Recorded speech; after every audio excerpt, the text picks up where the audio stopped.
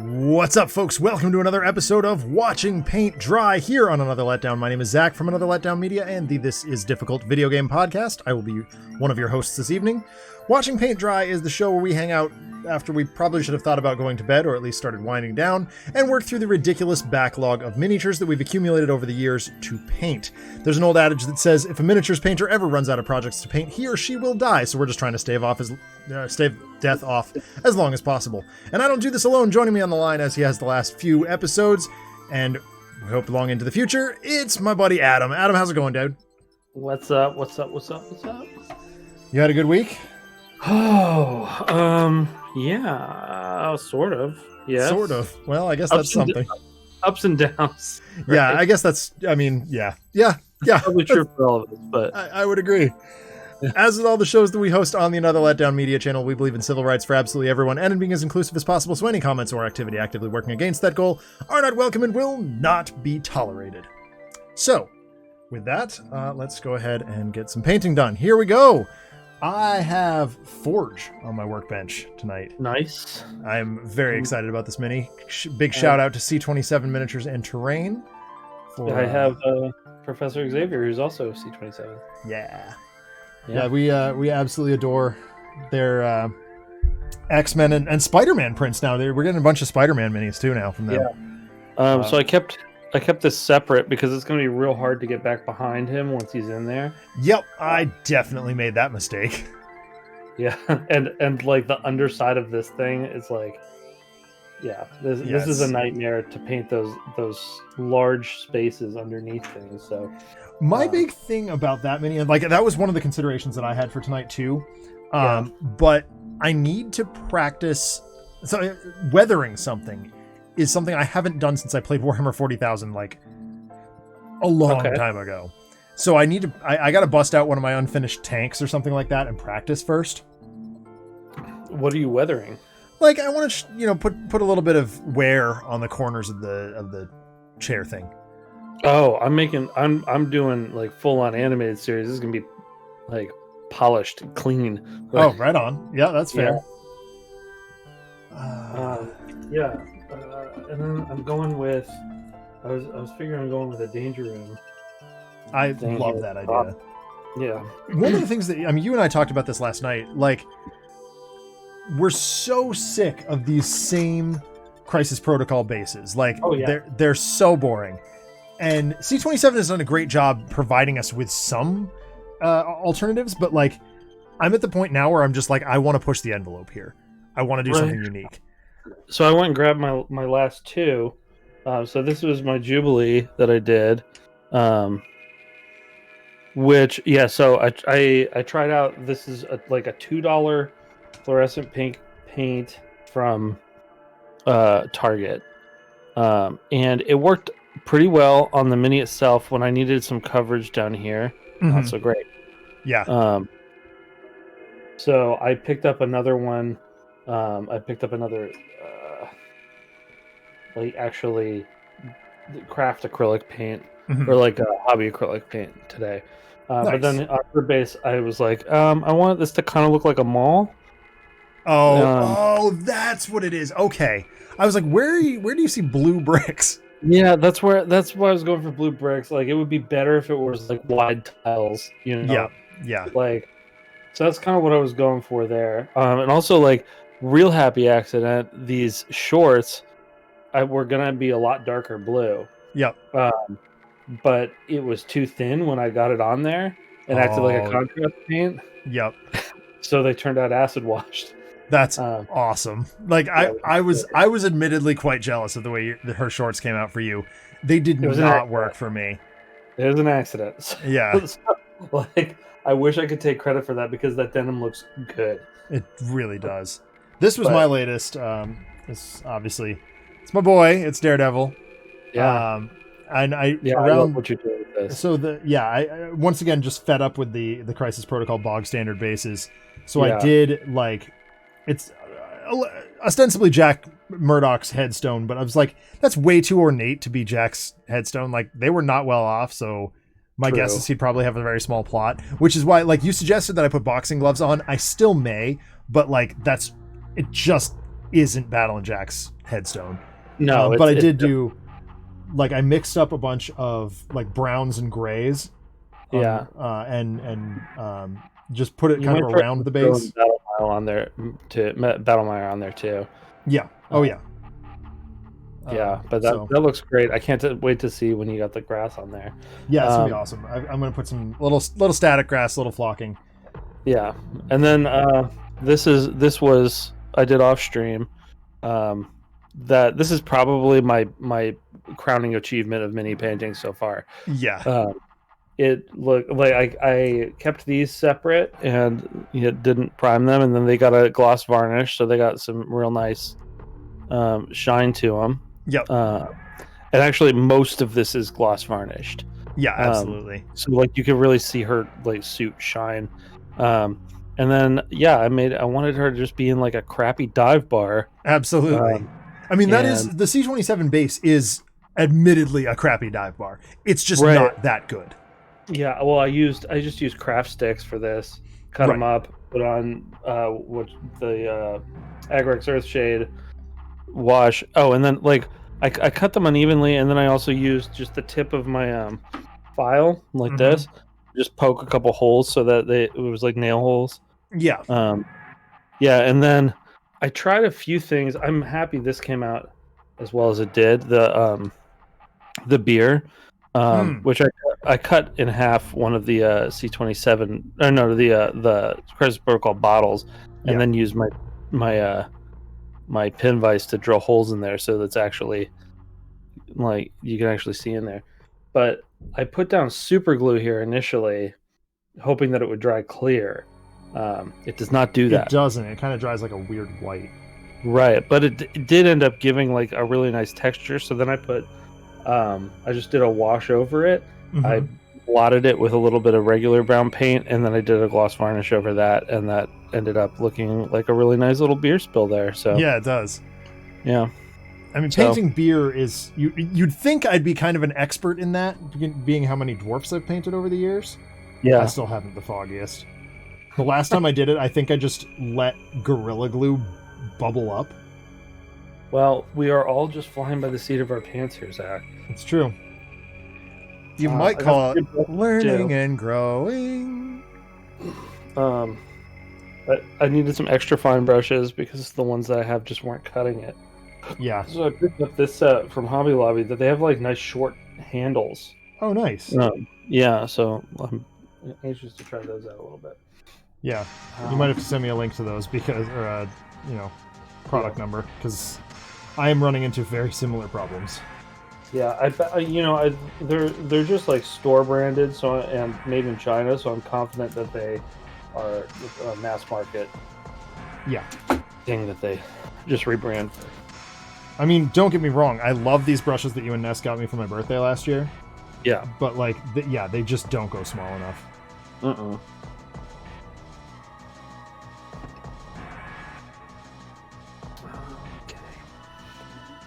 Okay, let's paint. Indeed. I don't know really where to start with this because, like, I can't just put it on my handle. So right. Yeah. So this. Well, seems here's like what I would suggest: is like if you do the entire base. No, that doesn't work because you got to get to the bottom of the chair. God, that is really tricky. Yep.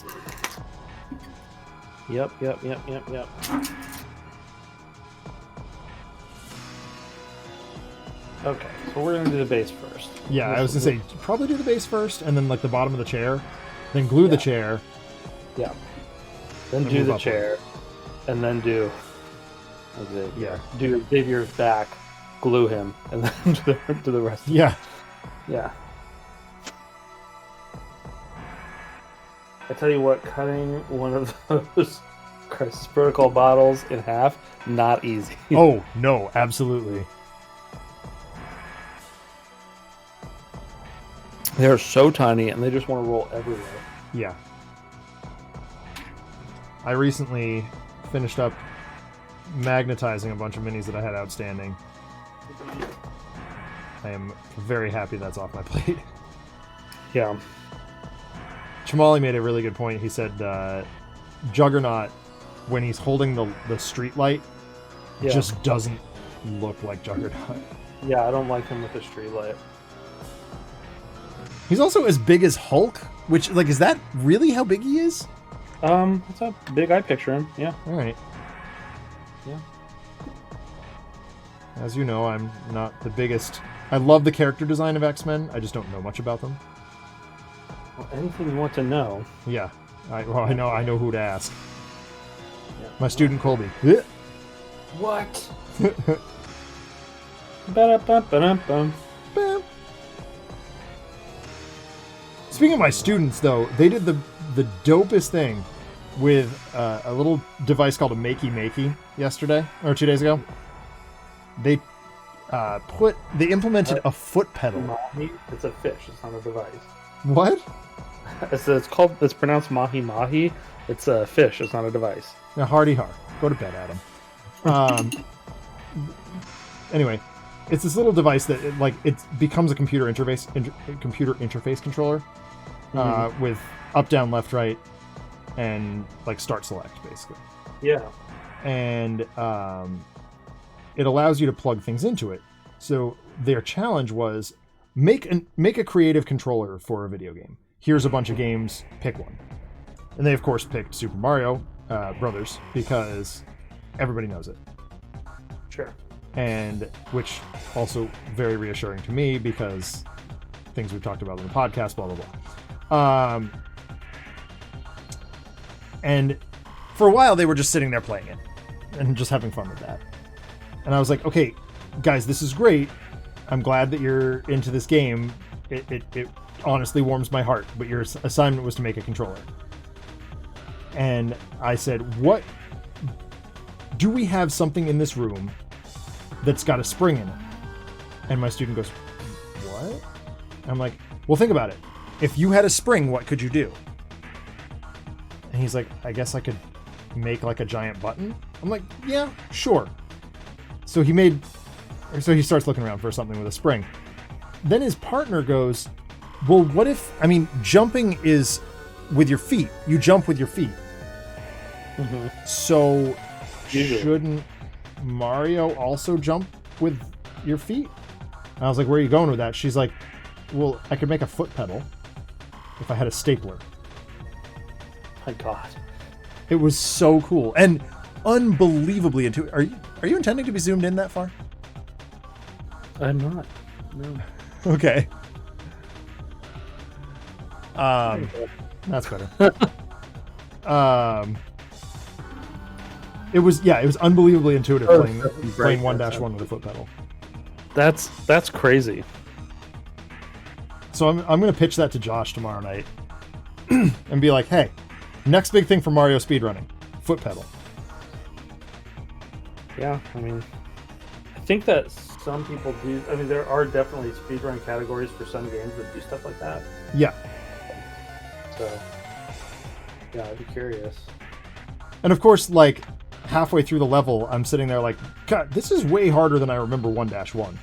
Turns out it was like Kaizo 1-1. Oh, it was? Sort of. It was, I think, maybe just cobbled together from a bunch of different sprites. But, like, it was 1-1 with piranha plants and moving platforms. I'm like, eh. Oh, okay. And, like, certain platforms you could only access, like, the next platform needed to move on. You had to go up to the top level. And there was a deceptively placed Goomba. They're like, oh, clearly I'm supposed to be on the bottom level. Nope. Jump from here, I'm gonna die. But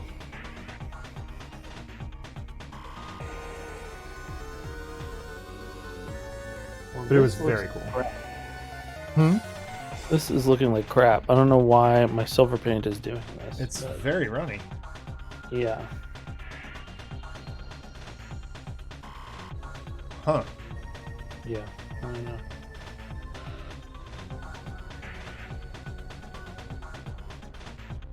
Okay. That blue is not covered and not giving good coverage either right now, which is strange.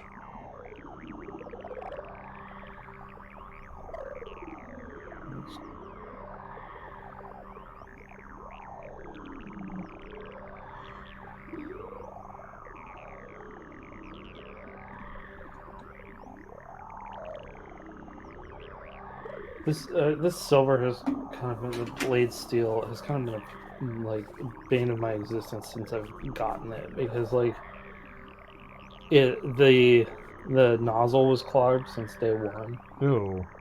Yeah, and I've just been like fighting with it. I want to burn through this bottle. Yeah. It's a little bit.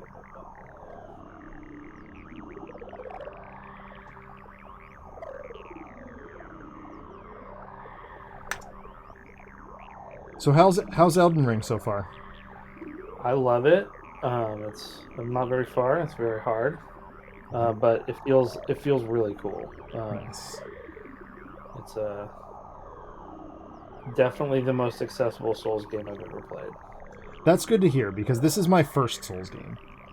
Yeah, I would recommend you start here. Okay. All of the other ones are so much harder. That is reassuring. I mean, and this is not easy. No, and I don't expect it to be easy. I'm going to get my face kicked in a lot, but the big thing for me, though, that this does that the others don't, is that you have room to move. Like, there's every other Souls game has been like,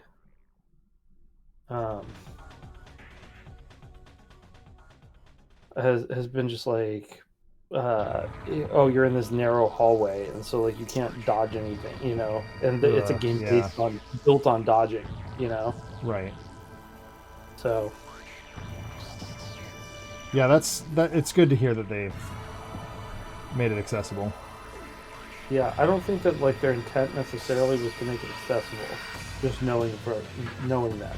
But like the nature of the game ends up being you can engage with it on your own level a little bit more. That's good. Yeah.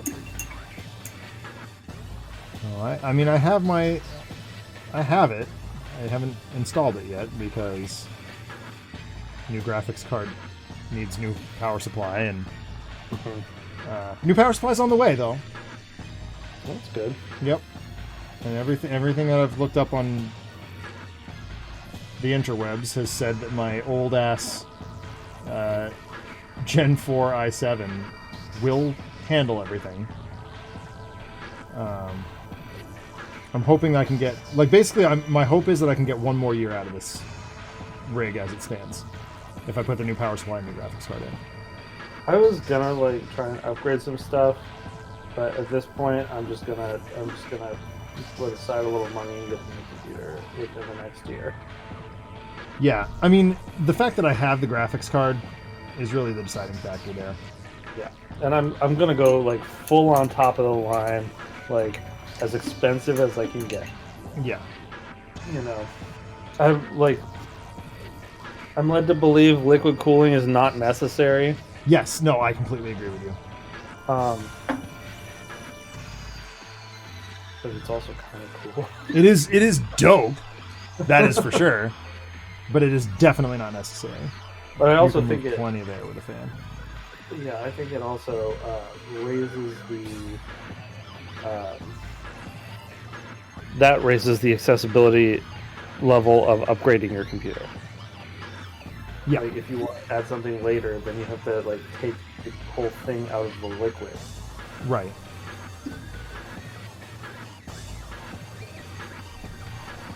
Well, I did one of the so I mean I have the same you and I have the same desk.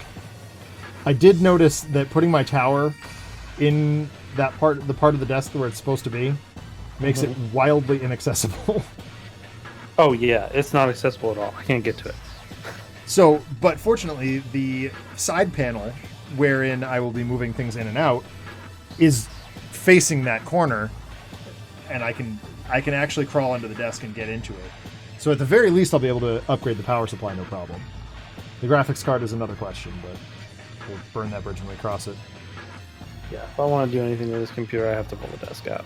Yeah. And unfortunately, all my monitors are like bolted to the desk, so. Oh, I didn't do that. I'm only just setting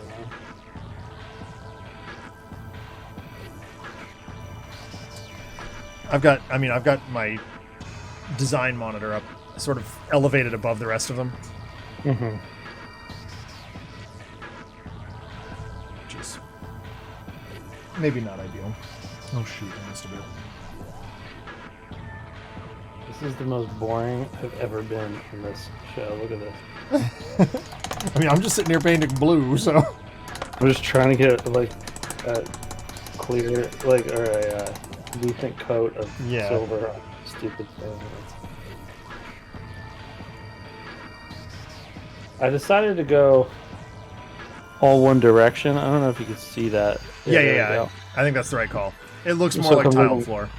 Yeah, it looks a little bit more like brushed metal. Yeah. Sorry. Yeah. Yeah. Okay. What is this? What's going on here? If I thought ahead, I would have based Jubilee on something like this. Because, like, that's a... Oh, I see what's going on here. Oh, I don't hate that. Okay. Canada.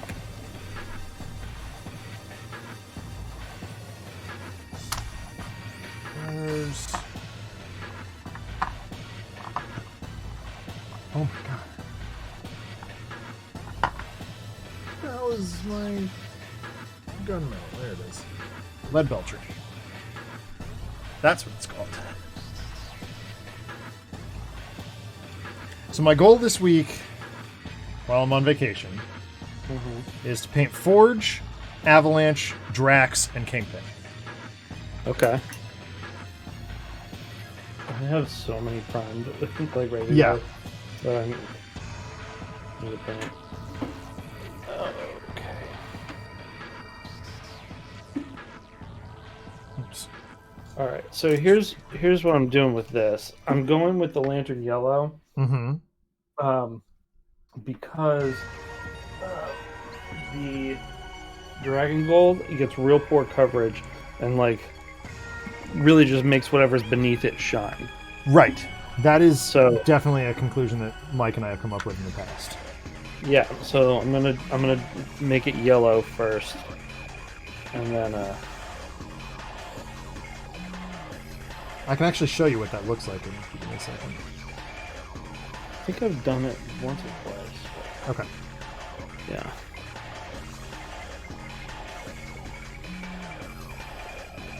Such giant areas on this figure.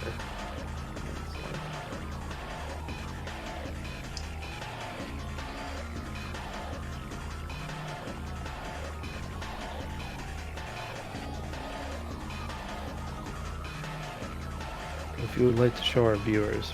Yes. So, on my FP minis from last year, the award-winning ones, the Right. LWE's shoes and, like, epaulets and back piece there are all it's the Averland Sunset yellow with just some generic gold over the top of it. My guess is it's this orc armor gold, but I don't really have a clue. And it works really nicely. Yeah, that looks good.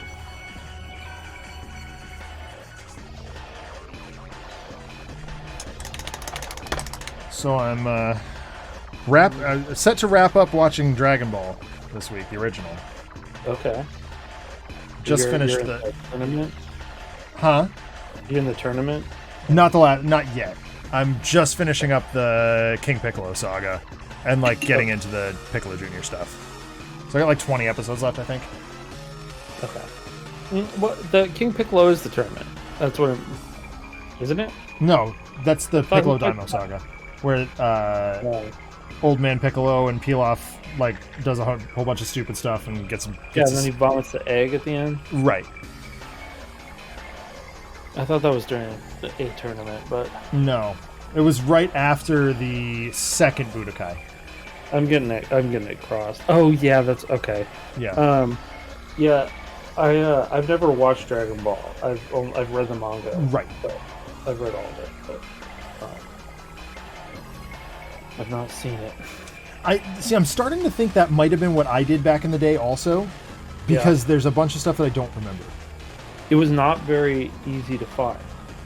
Yeah. I agree. It didn't make it to America until after Right.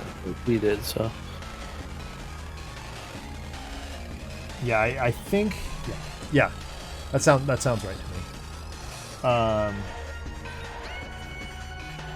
I do in general like the manga better, I think. I like, yeah. I mean, I can't tell you for that. I can tell you for sure that I like the manga of the show of Z better. Yeah. Just because it's truncated. It doesn't have. Yeah, it doesn't have 3 episodes of Goku and Vegeta yelling at each other for no reason. Right, and like actually, the Vegeta saga is not too bad about that. Right. Frieza's awful. Yeah. The Frieza saga is so bad. Yeah, it's really bad. I'm trying to accelerate my painting with this stuff because this is not showing. I want kind of it, but that doesn't really matter for the other side of it.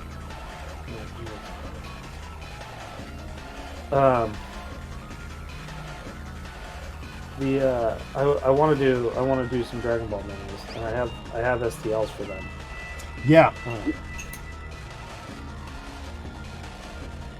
I think I have Goku, Vegeta, Frieza, Boo, Cell. Okay. Which is not bad if you want to help in finding those, of course. Yeah, absolutely. That is definitely something I'm interested in also. Yeah. I figured. I think. Although I'm like the characters in DB that are more interesting to me tend to be like the Tenshinhan and Yamcha. Yeah, I have not been able to find them yet, but like those are like, yeah, Tien's like my favorite. Tien's so cool. When he like in Z, when he like keeps selling that hole is like one of the coolest moments of this year. So dope.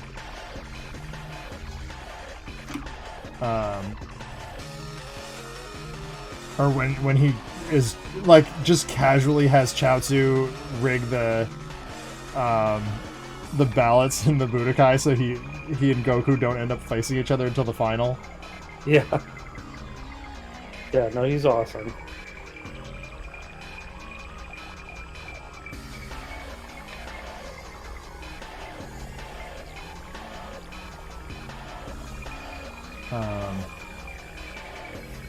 Another character that consistently makes me laugh is Yajirobe. Mm-hmm. Yeah, he's only there for the first. He's only there till the Vegeta saga's over. Right. I guess he comes back in Super. Oh, does he? Apparently. Yeah, he. I don't. It's interesting. I know they bring back the 3 Pilaf, Mai, and yeah. In Super. Yeah, but I think it's in a flashback though. Is it for real? Yeah, it's for real. They're in it. Yeah. Oh, nice. Yep.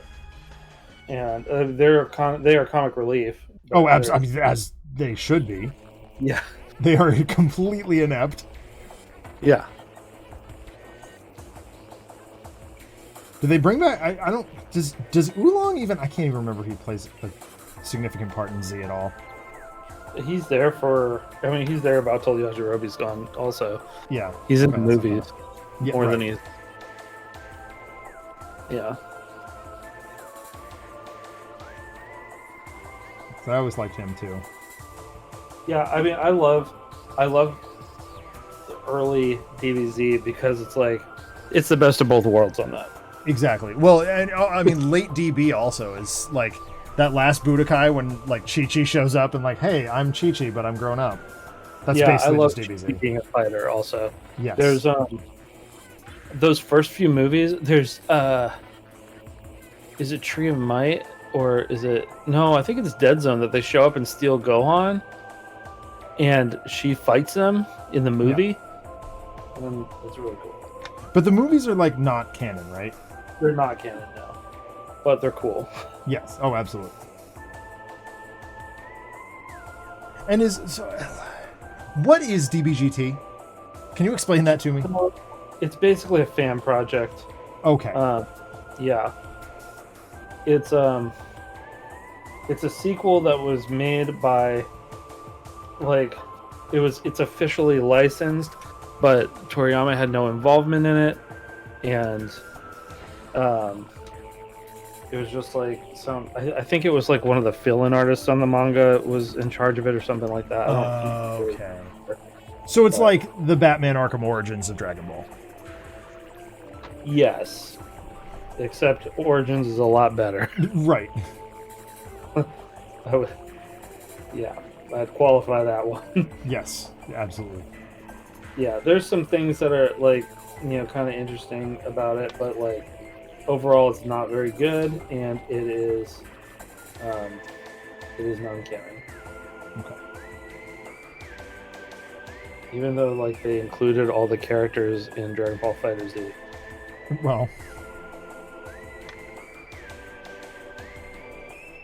I don't know. Don't ask me about that one. That's okay. a choice.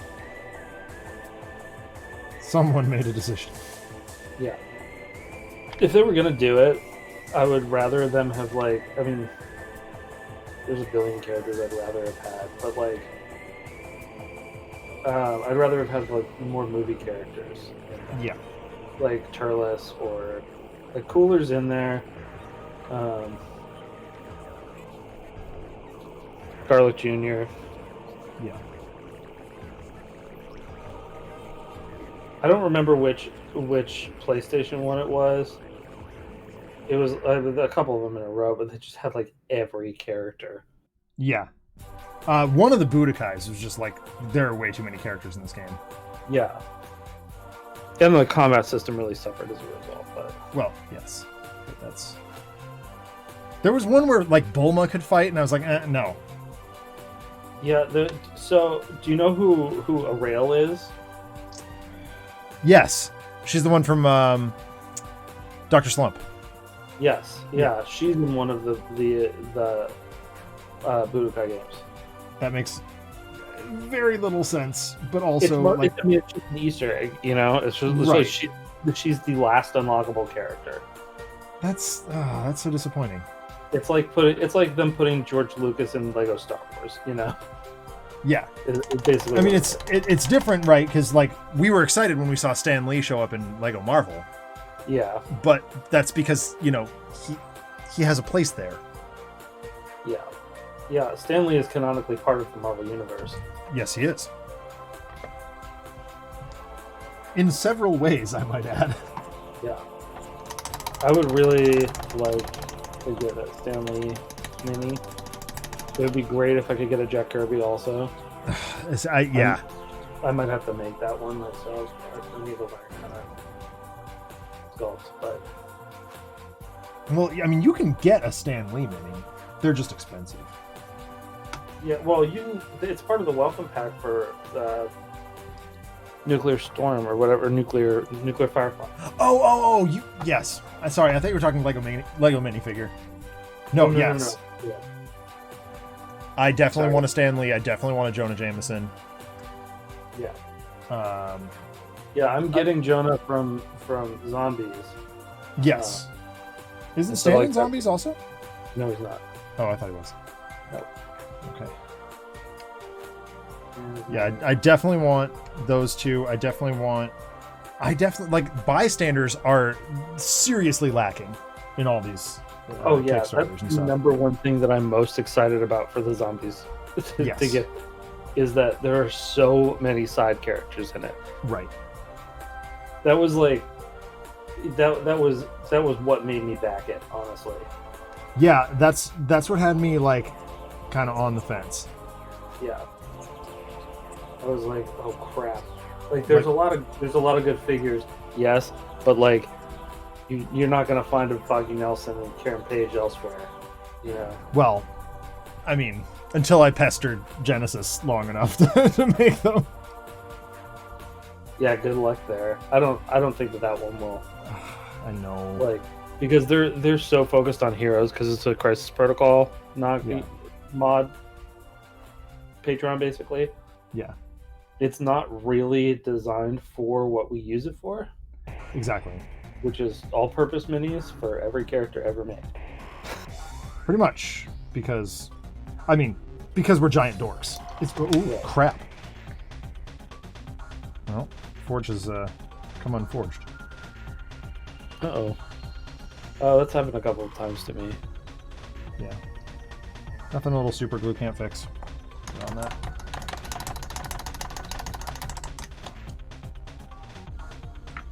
Fortunately, I keep that right nearby. Oh yeah.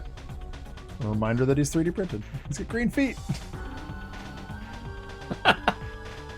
Yep. Oh man, like I was researching while I was modding that Captain Marvel figure. Yep. And it I tried everything on that. I did alcohol, I did brake fluid, I did simple green. And it basically was in one form of fluid or another for a week straight. Good grief. Yeah, and it was looking ugly. It was like, and I would leave it in there overnight. I'd take it out. I would use a toothbrush on it as hard as I could, then pop it back in. Mm-hmm. And apparently there's a direct relation to how long the paint has been on there. And that is the first Crisis Protocol mini that I painted, because I was using it as like a practice. So it's definitely been years.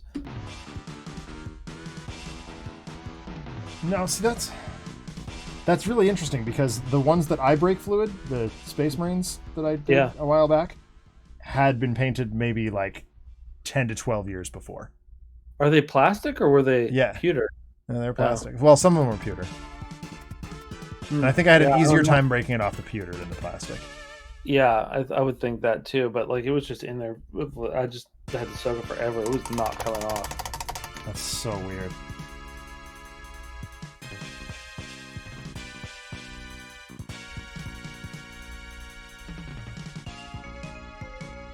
Trying to see what we got here.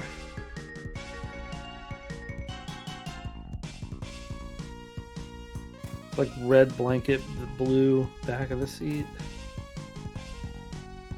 Yeah, I would go like a pale, like blue.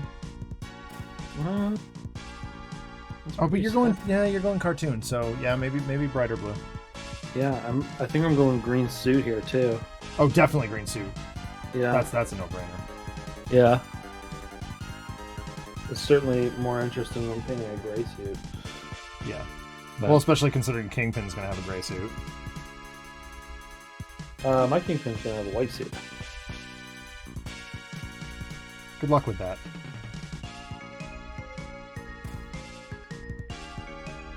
Actually, no, mine's probably going to be white also.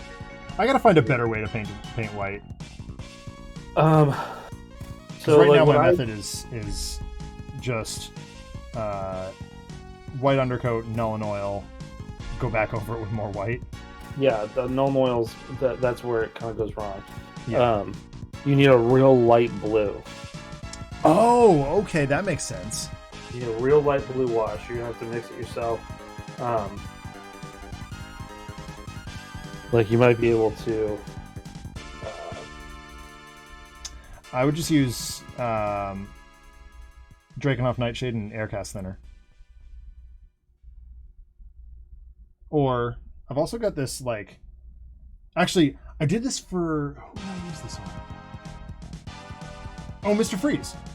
I used this Night Haunt Gloom stuff, which is a technical. I actually used it on the wispy stuff coming out of the Pepper Genie, and I just thinned it way down, and it worked really, really well.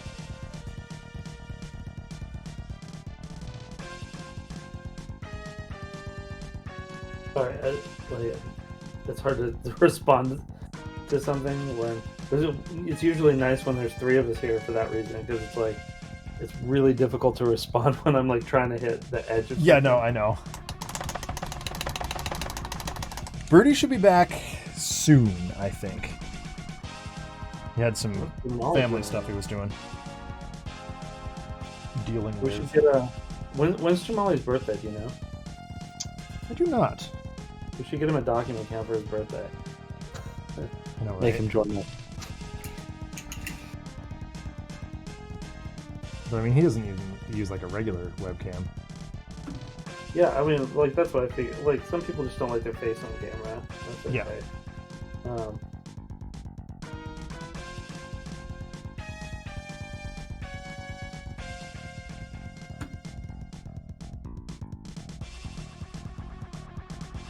This looks like this looks just like a '90s toy right now. It absolutely does. That bright yellow. Yeah, that bright yellow. I need to get some sheen on this, but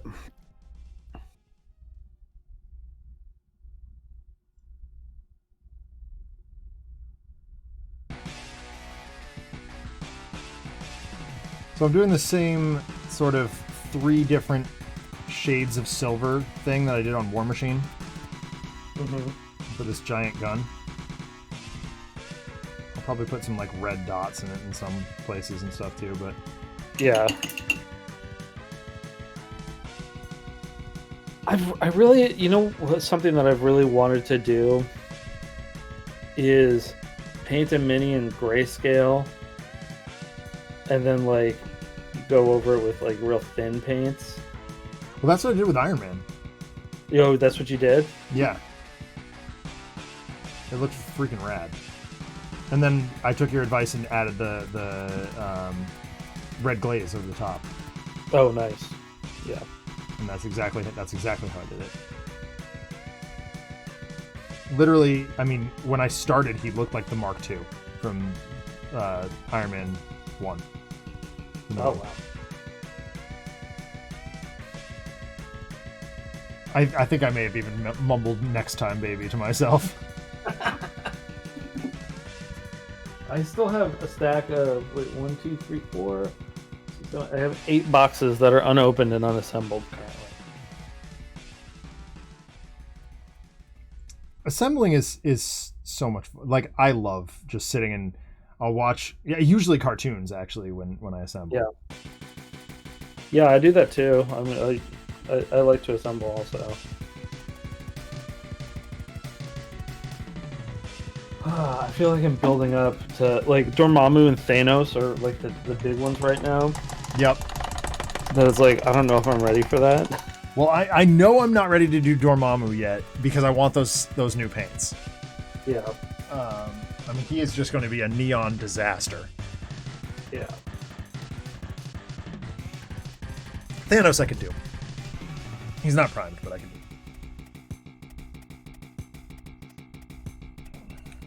I think we're supposed to all do him together. I think that was the plan at one point.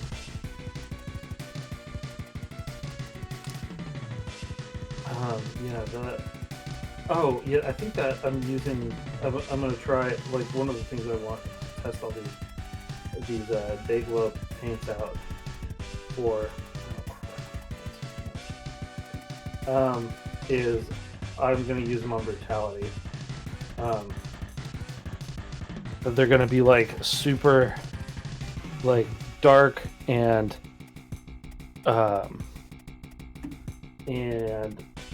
brown and like almost monotone, but have just those like pops of like super bright. That's gonna be neat. I was trying to go for art accurate. Yeah, I get that. I'm a very expressive person. Now here's the question about this. Like, go on.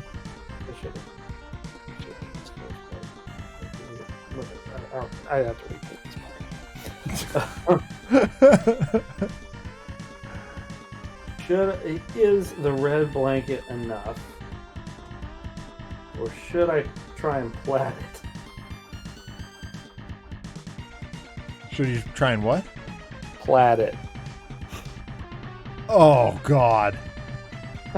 That's too much. That is too much. Come back, Adam. You're too deep. Good Lord. That. You know what I would liken that to? Stained glass windows. That is your stained glass windows.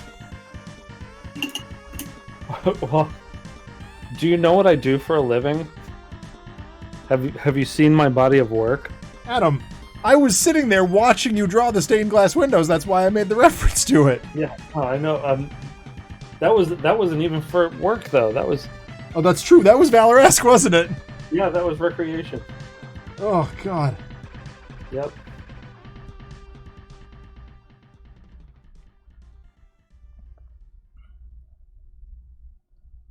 We're gonna have to come back in with that later. That's okay.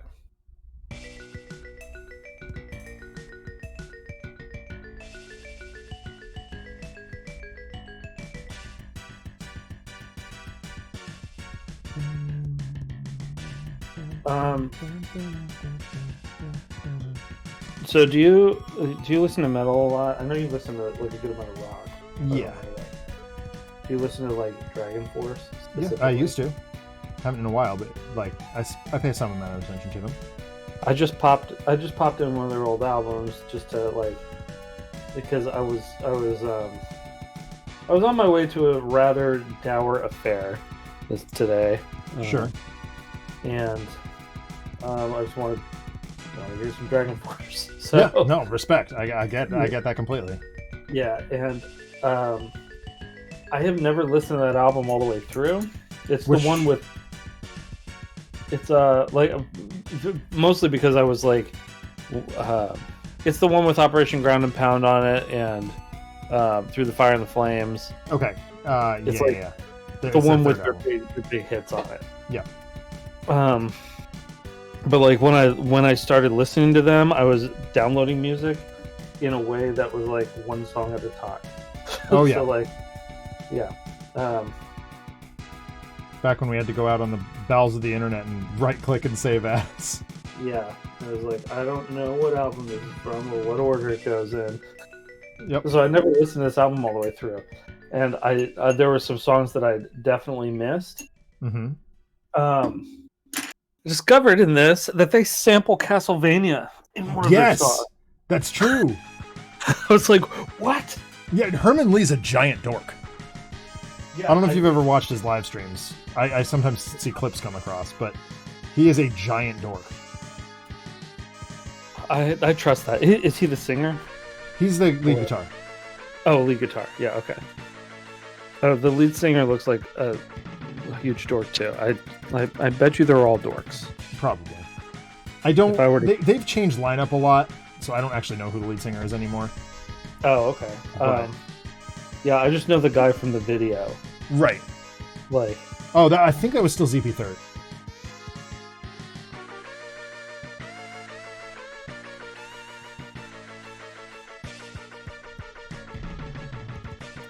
Yeah, Dragon Force emerged at a very weird time in my musical upbringing, because I was predominantly, and I mean still to this day, predominantly listen to like weird pop punk, like the indie side of pop punk. Mm-hmm. And all of a sudden here's this like speed metal band, or not speed metal, but like shred metal.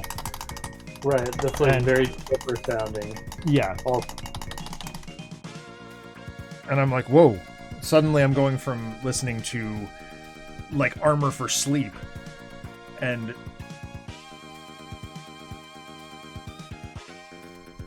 but this music is like really rad and gets me going, and like this is what I want to listen to before I, run 2 miles or something like that. Yeah. There's also one little song. One little song. None of them are little. No, they don't know how to do anything. There's one song in there that you can sing the Two Little Speckled Frogs song to. Yeah. Yep.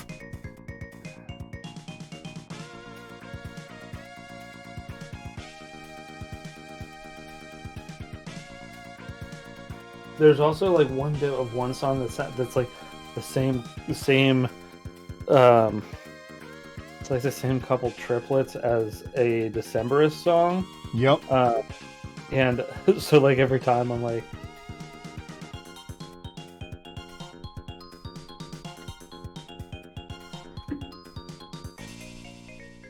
envisioning Decemberist metal. Yeah. Okay, that turned out really nice. Yeah, it did. Oh my god. Yeah. I actually had to mix 2 golds to get that. I was just gonna ask if you had done that. Yeah, let me see if I can get it to look a little bit better there. Here. Yeah. But yeah, that's a real nice shine on that. I am a fan. Is that what I want to do? What am I doing here? Not What am I that. doing? What am I doing? Oops. Oh. Oh dear. Oh, I'm hitting the wrong button here. There, black and white. What the heck There button was that? It's like the color filter button. Oh, is it like the Logitech software? No, it's just on the camera. Wait, there's a color filter? Oh my god, there is! That I never noticed before. Yeah, there's a lot of buttons on here that you can do a lot of things with. That is Flip insanity. Is this one? Oh, that refocuses. Okay, that makes sense. Makes sense. Okay, yeah, there we go. Like you can it turned out really nice. That's like exactly the 90s toy. Yeah, it is. The Toy Biz figure gold. I love it. I love it. Oh man.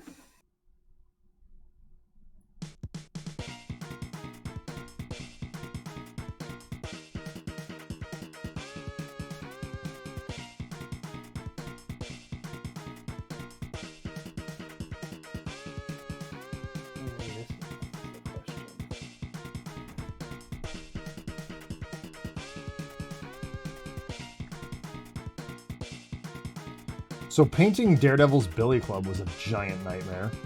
Oh, was it? Ugh. The cord? Or the Yeah, club it's so annoying. Yeah, I imagine. Oh my god. You can look forward to that one.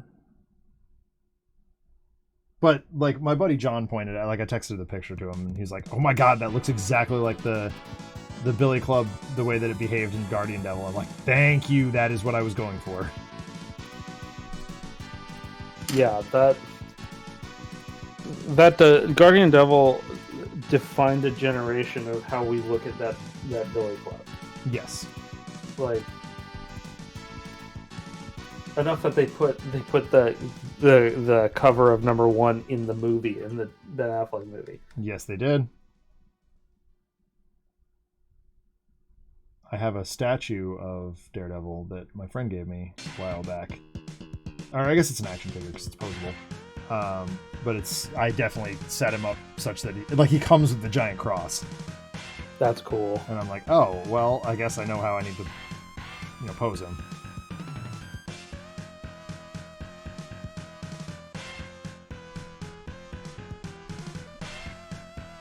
I never get to use these greens. Green's like a really rare color.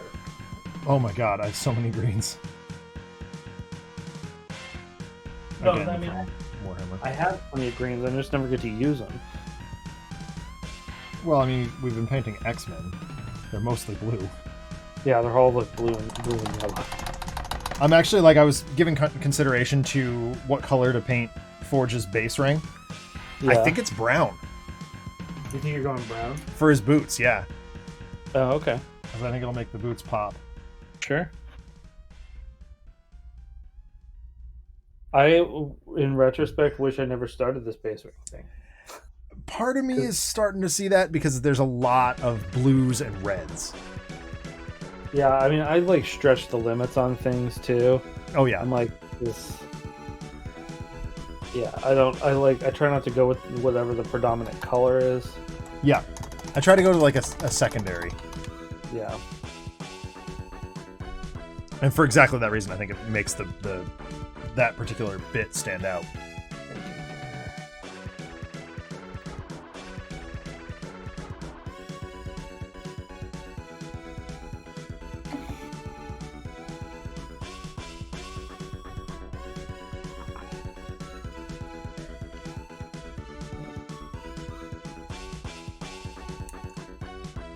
Oh, perfect.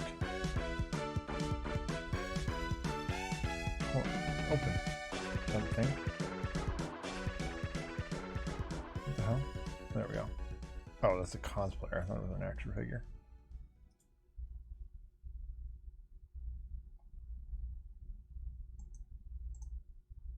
Okay, there.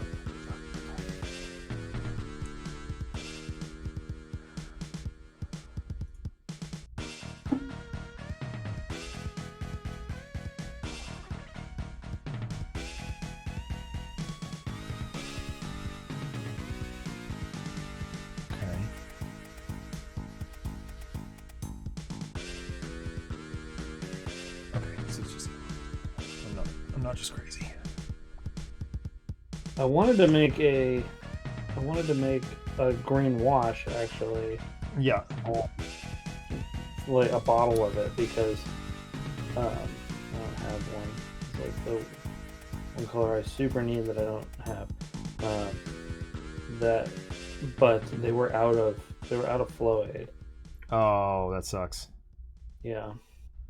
Everywhere is out of Flow Aid. I don't know what. Every once in a while, the paint industry just runs out of product. Yeah, well, I don't know what's up with that. It's a real weird niche industry. I wonder if, like, I don't know, if it's anything like my business, which I know it's not, but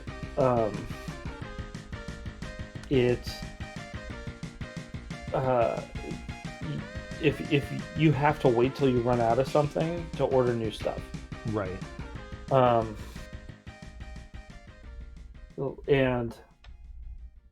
that can be real annoying. Yep. Because then you have a bunch of people waiting on more stuff, and you're gonna run out of it immediately as soon as you order it. Oh yeah. So you try to over order, but not so much that you're stuck with the inventory. And well, especially with paint, it'll dry out if you get stuck with it for too long. Yeah. Yep. You know what I don't envy that I was actually talking to someone about today is that the freaking alcohol industry. Oh my god. That, like, you're like, okay, I need pardon me, sir, I need a small business loan. I want to make some whiskey, and I won't know for 6 years if it's good. Yep. Oh. Good Lord. Yeah, no thank you for that. No, I'm out. That is not. As a business I do not want to be in. No.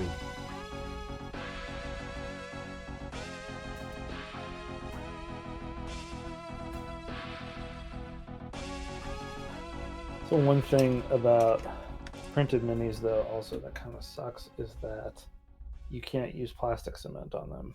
Right, you have to use super glue. Yeah.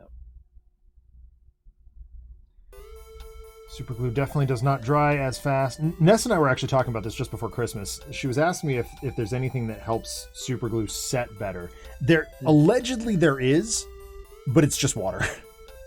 Oh, no, I found this out. So, like, you can buy accelerant, right? Yep. It's water and baking soda. Exactly. That is exactly what it is.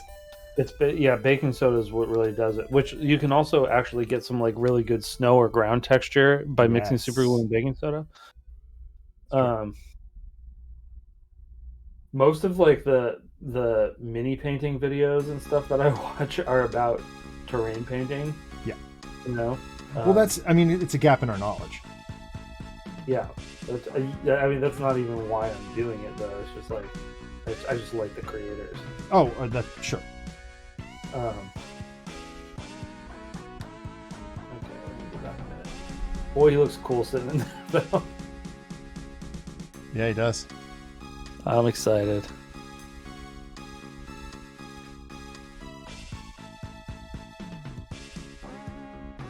If I'm honest, the rumor about Patrick Stewart showing up in Doctor Strange is kind of the only thing that's got me excited about that movie so far. Really? That's the least exciting thing about it to me. Like, I don't know. I'm not. It's the inverse for me. I'm like, I don't need to see Patrick Stewart in there. I don't think everything needs to be the old actors. You know.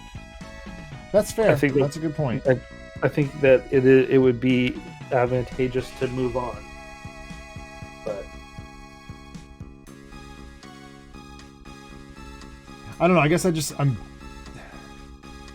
And also, like, he can't play that character anymore. Really, he's like he's so old. That's true. I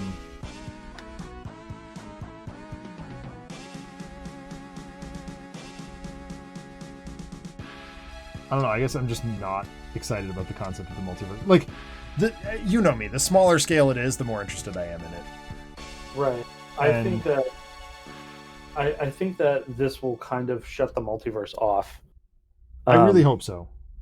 I really do think it will. Like, in the grand scheme of things, because they have to. They can't keep doing this. I don't think it's tenable or 11able. 12able is right out. Yeah. But they need to get the mutants in there somehow. They need to get the FF in there somehow. Yeah. And like I'm pretty sure that I don't know. I would rather they didn't do it that way, but if that's the way they're going to do it, I feel like we're going to get a reverse House of M. Yeah. Basically. And I'm okay with that.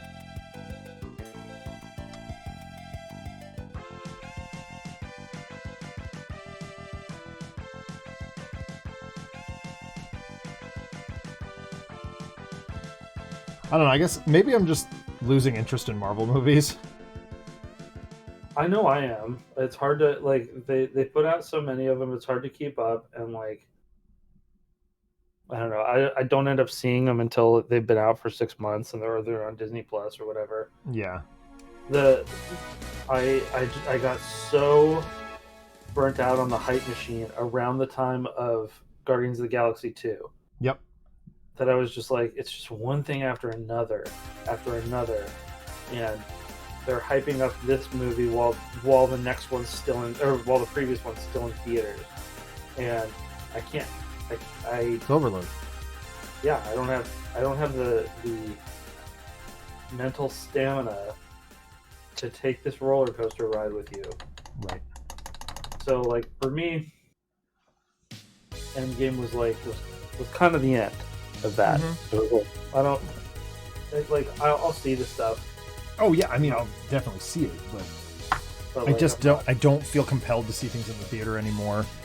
Yeah. And I think part of that is pandemic related. I just came to the realization that I prefer to watch movies by myself. Yeah, there's that, and it's also like it broke the habit. Like, right. Once you have a habit of going to the theater, you're like, okay, you go to the theater to see these movies, and that's what you do. Yeah. That's gone. There's a steep drop off of motivation. Yep. I think that's for everybody.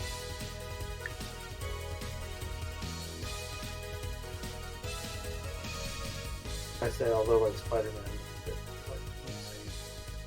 but I don't think anything will ever do what Spider-Man did. Yeah, I mean, the timing is really what did that. It came at a point where, oh hey, things are like reasonable again.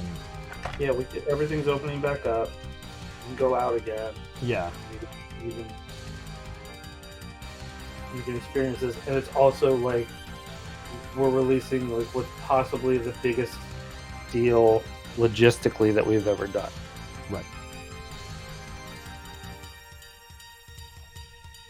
We got not only the 3 actors, every villain. I mean, yeah. Everything you liked about the old movies is here. They went. Yeah. That includes Venom. Like. Yeah. Yep. God, why do I do this? Look at this stupid streak. Oh my God. Hey, Cult of Gloom is here. What's up, Brian? What's up, man?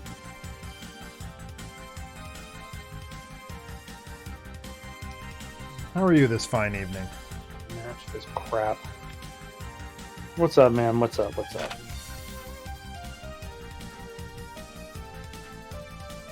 There's a lot of patchwork I have to do. Oh shoot! I totally beefed his right hand glove. Just didn't even bother.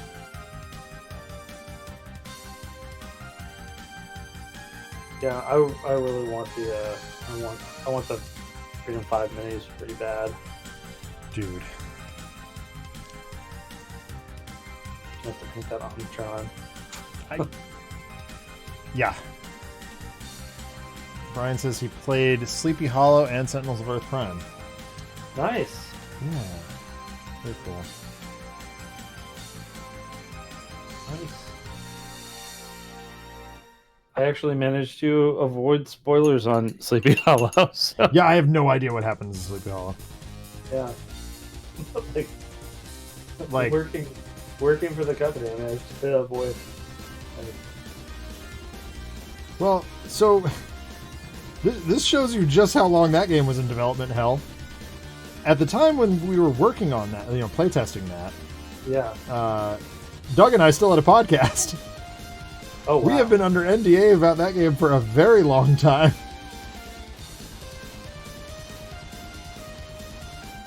I mean, technically we still do. We just haven't played anything, so we haven't recorded anything. But I feel like if you take 6 months off of a podcast, you no longer have a podcast. Pretty much dead, yeah. You're like, if you start it up again, that's volume 2. It's a reboot, yeah. Yeah. And that is honestly, like, we were planning it that way even before the pandemic. Yeah. Okay, let's let that dry for a minute.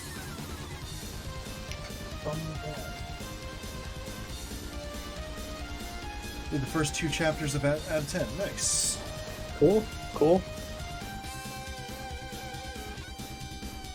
I will probably paint those also one day. Right. We're gonna live forever, Adam. We're never gonna run out of forever. miniatures paint. I am never going to die.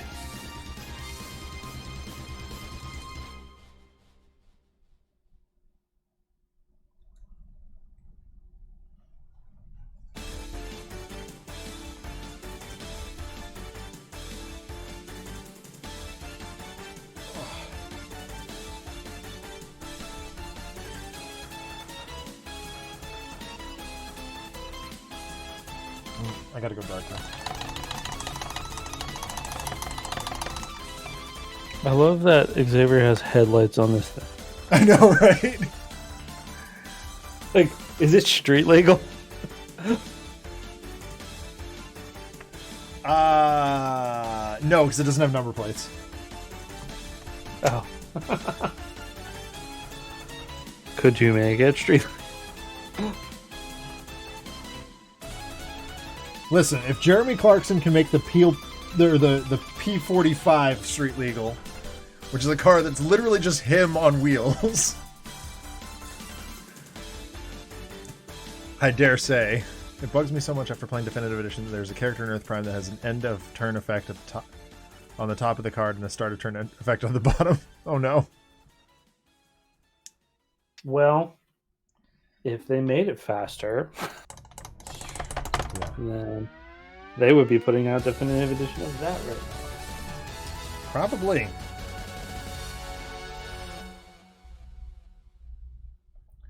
Yeah, I feel like turn signals on Professor Xavier's little thingy is about as necessary as turn signals on a Land Raider. The big Space Marine tank.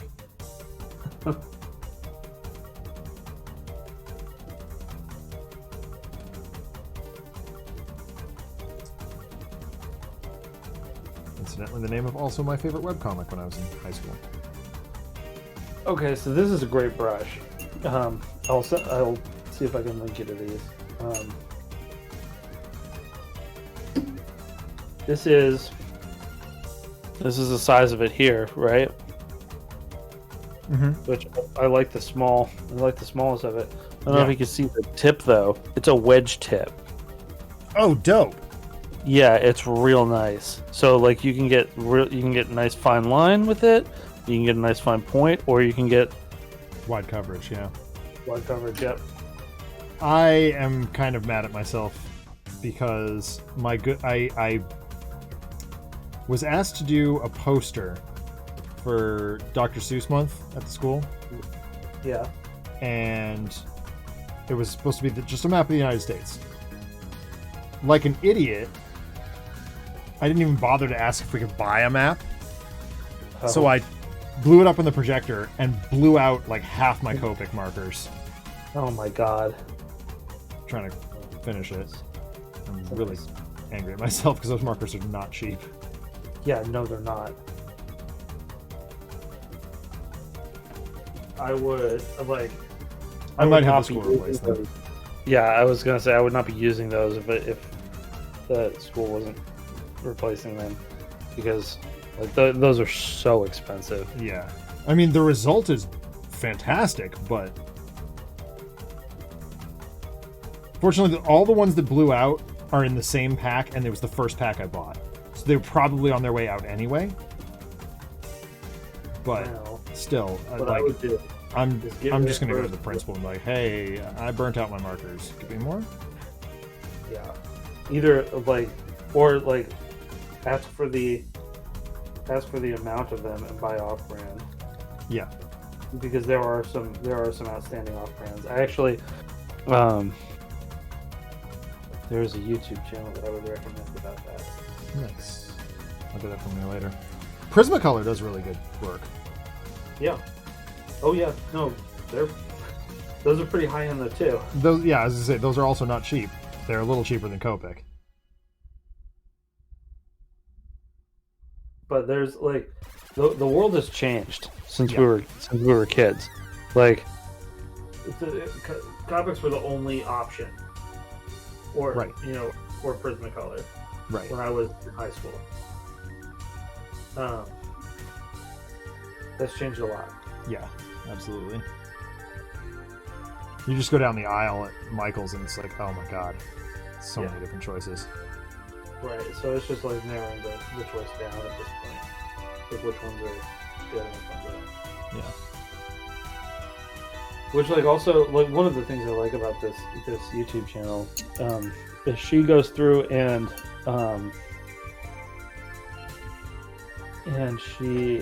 she'll go like, okay, here are the most expensive markers on the planet. Yep. And here are rose art. Yep. Like, what's the difference here? What are you paying for? Right. And she does like full tests, and then she does like a full piece of art with each of the tests, the test materials. Nice.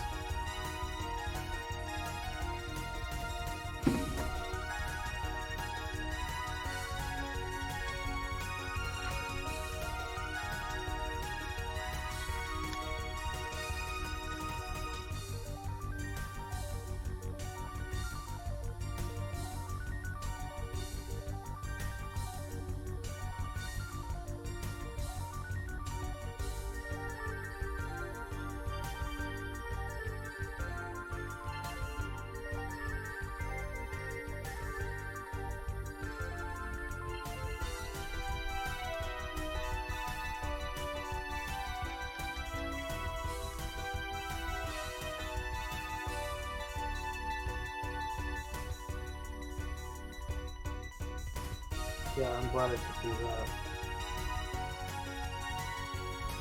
that. Look at this guy here. Oh, look at the point on that. Oh my god. Yeah. Yep.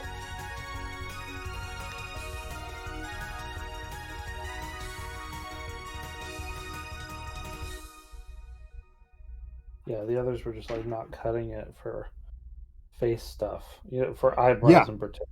Yeah. Yes. Exactly. This one I'm setting aside. This is my eyebrow brush. Oh my god. I'm gonna need it for sure because I'm. Yeah. Well, you're painting Charles. Like. Yeah. Forge has pretty, bushy, thick eyebrows. Yeah. I can get to that, but. Yeah, I could fudge it a little bit with Jubilee and give her like eyeshadow. Yeah. Doing eyeliner on Jubilee was such a nuisance. Yeah, I didn't. What did I end up doing here? don't know if you can...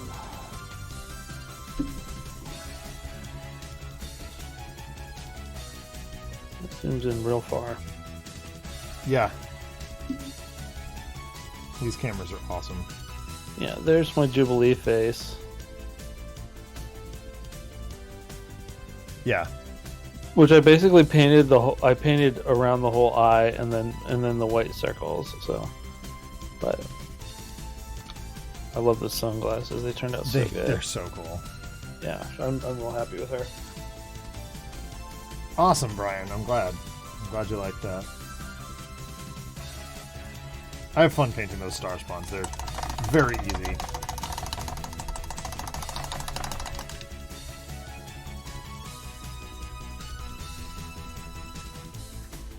Mine is on the shelf at the store because we use it when we play Arkham Horror. This is our first player marker. I have both versions of Mansions of Madness that I need to paint. Yeah, I don't know if that one's gonna get painted. I will paint everything I have.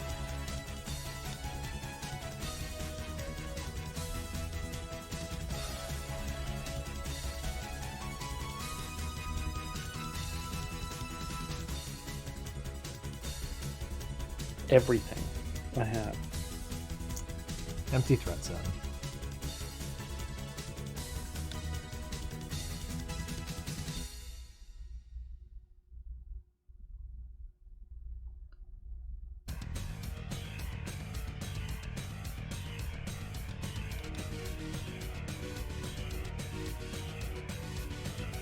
Thing being, like with these ones, it's like I'm painting these individual characters. I want them to look like top notch because there's only one Professor Charles Xavier. Right. Yeah. It's not like hide your guys where if one of them's messed up, they're just like, oh, that's Mike. He's the he's the slow one. We bring him along because he's Red Skull's nephew. He didn't do a whole lot for us. He stands on the sidelines and claps his hands. Yeah, he's moral support, I guess. Imagine if Red Skull had a... No, Red Skull would just, like, murder stab it and actually like that, though. Oh, yeah, but yes. He would genetically cull him. Yep. That's...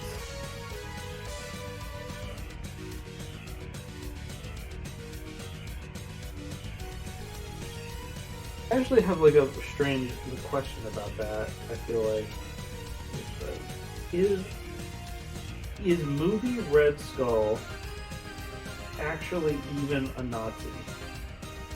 I've never thought he was. He is a member of the party, obviously. Yes, right. But, Which like, is that's what Nazis are, is the party. It's not like right. Not all the German army were Nazis. Correct. Yeah. But is Red Skull even like ideologically aligned with them? I honestly don't think he is. I didn't get that impression either.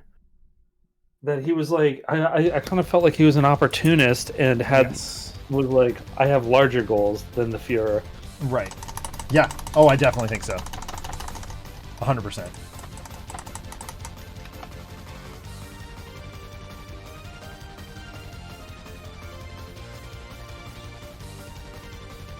Brian says he's transhumanist.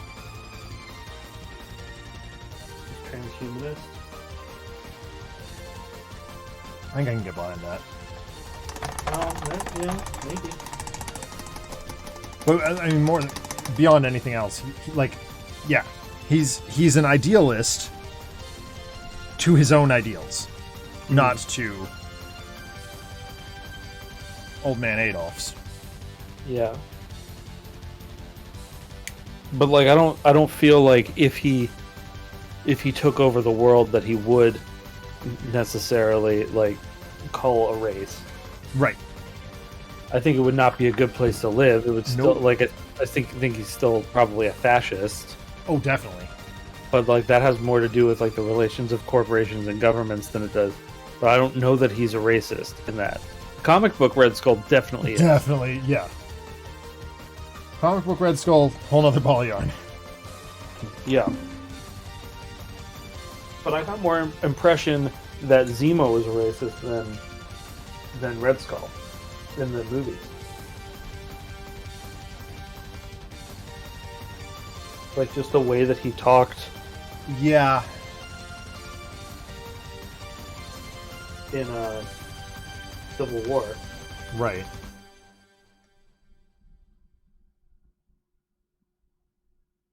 There's one line in particular that he like.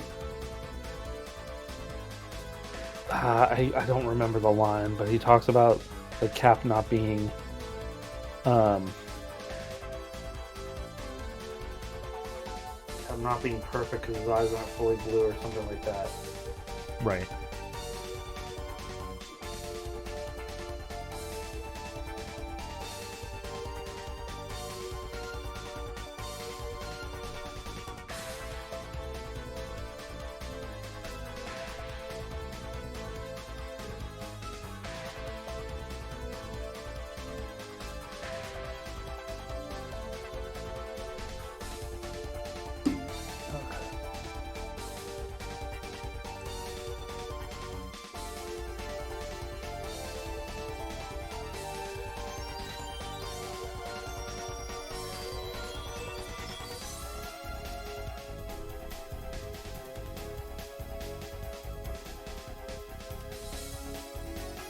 Yeah, I do think, yes, I agree with you, Ryan, that he probably would get rid of handicapped.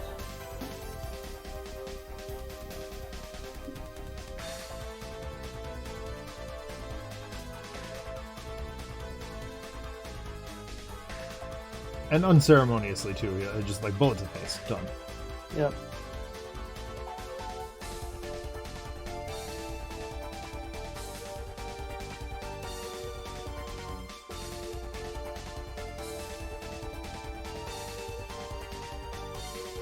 But yeah, also thinking about it, like, I don't think that they would have done with the character what they did in Endgame. Like, racists don't get redeemed. Right. In movies.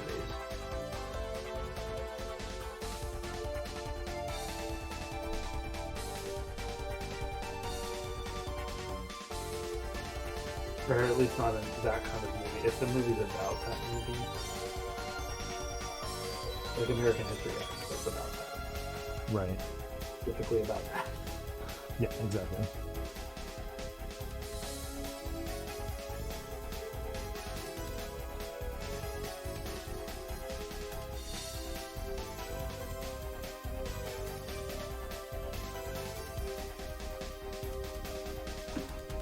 So by that metric, who do you think is the worst, the most evil, heinous villain in the MCU?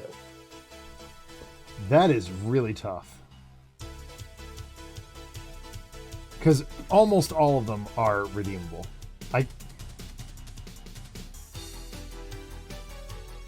Is it just Ego? It might be just Ego. Yeah, I think Ego's probably... Boy, that feels bad to say. But Ego's the most evil one.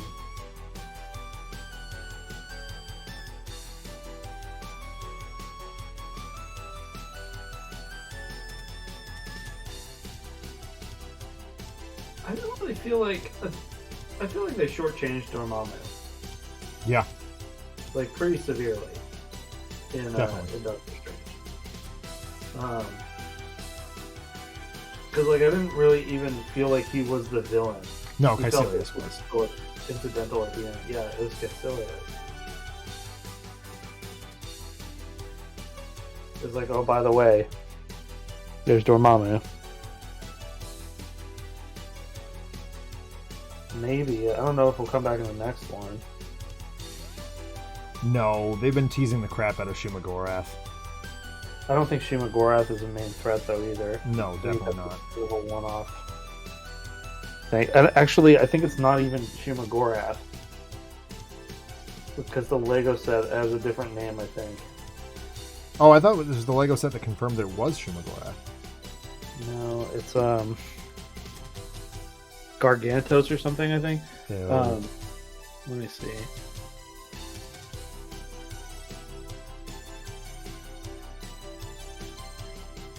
Which would be disappointing because I want a mini of Shumagorath. Yeah. Shumagorath is in Lego Dimensions too. That is true. I didn't play that.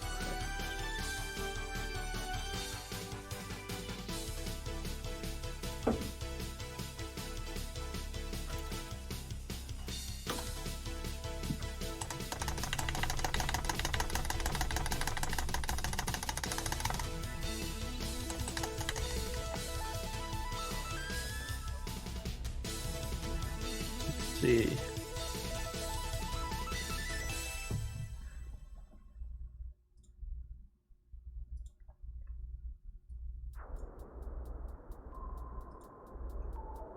Jeff Goldblum from Ragnarok was Gargan- pretty evil. He was like a pretty despo slaver who runs Bloodsport Merchant. games. Oh yeah. Hey, no, we don't like that word. Prisoners with jobs. Prisoners with jobs. Yeah. Jeff Goldblum never change. Yeah, Gargantos is what the toy and merchandise leaks are saying. Ew. So if you look at the screen cap, that is just Shumagorath. It's Shumagorath. It's 100% Shumagorath. Yeah. Aha, okay. The real reason for the name switch is to avoid legal disputes with Conan comics, which featured a character Marvel named owns Shumagorath Conan. prior to Marvel. Shumagorath was in Marvel Premiere number 10 in 1973, but in 1967, a Conan story titled The Curse of the Golden Skull by Robert E. Howard included the name Shumagorath. So therefore, Marvel technically doesn't own the rights to the Shumagorath name.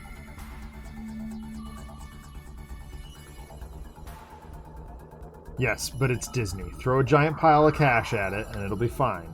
They also own Conan, though, now, Yes, don't they absolutely own Conan. they? So what's the problem? God. Whiners is what the problem is. Hmm?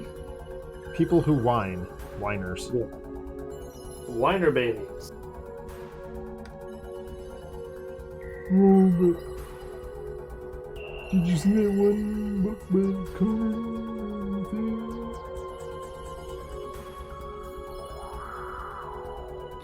It's the well actually dummies on the internet. I mean, about a game show that sounds kind of fun today on College Humor, I guess. Okay. Called Well Actually. That is a trivia show a la like Jeopardy, but it's all like nerd shit, and you have to answer in the form of Well Actually. You can like interrupt at any time, and you can interrupt other contestants. Nice. I was like, oh my god. So that's actually based, well, there's a similar concept on one of the British panel shows that I watch, or listen to, it's audio only, where they deliver a lecture, and you can buzz in any time to interrupt them and try and identify what's true. So their lecture is totally contrived, except for like six facts.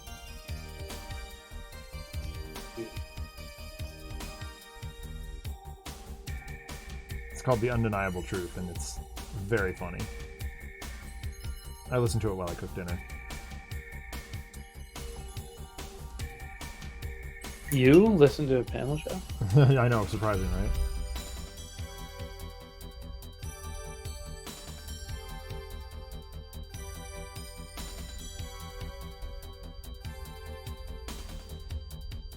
A little more points for this. Let's get you, Wedge Boy.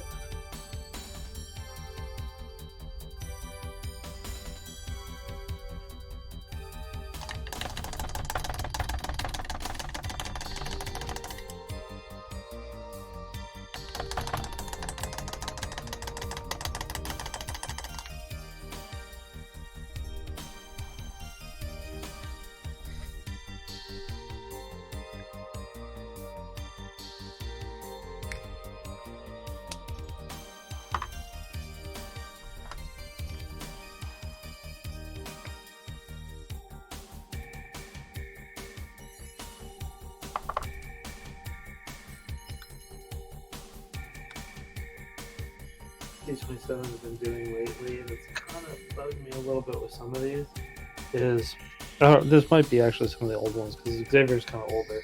Yeah. I don't know, Phoenix isn't though. Is like there's some supports that are like the size of hairs. Yeah. And like I don't notice them until after they're primed. Yep. And then they show up and you're like, God damn it. Yeah, not till I'm painting even sometimes. That right.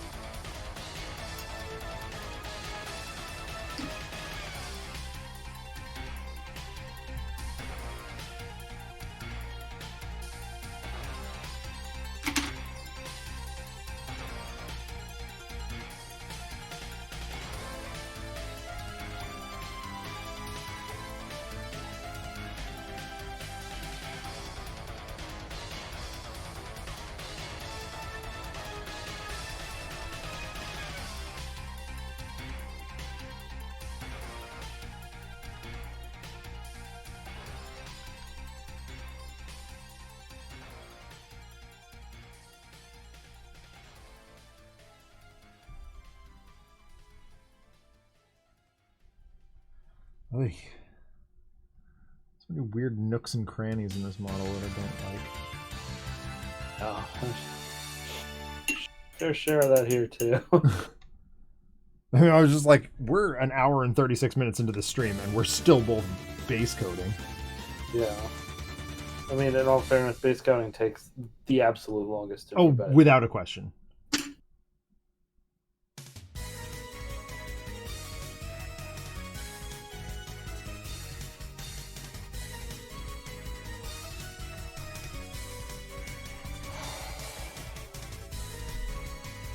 All right, take care, Brian. Thanks for stopping by, man. Hang on, man. Good to see you.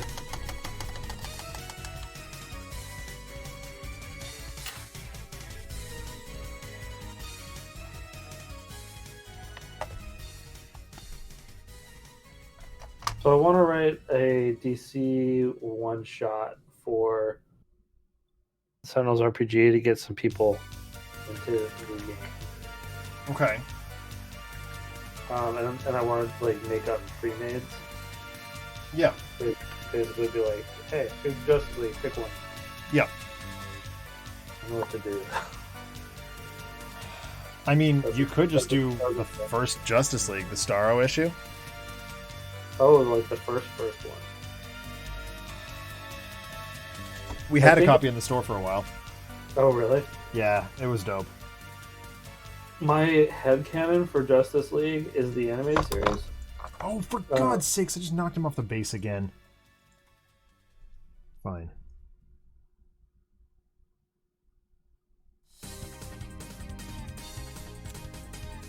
Yeah, I have like major problems detaching the animated series from the comic. I just go like, oh yeah, this is how they go. Right. Yeah. It's so definitive to me. Admittedly, I know the animated series much better than I know the comics. Mostly because the animated series made me care about some of those characters. Well, and that's the thing, is that like it's not even just caring. It's well, no, it is, but the way that they did that is in many times simplifying it.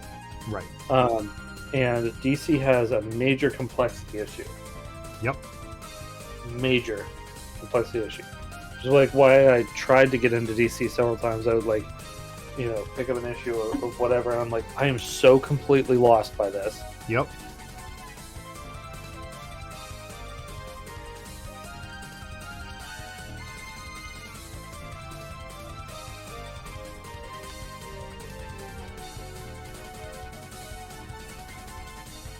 With Marvel, at least you can generally find a jumping on point.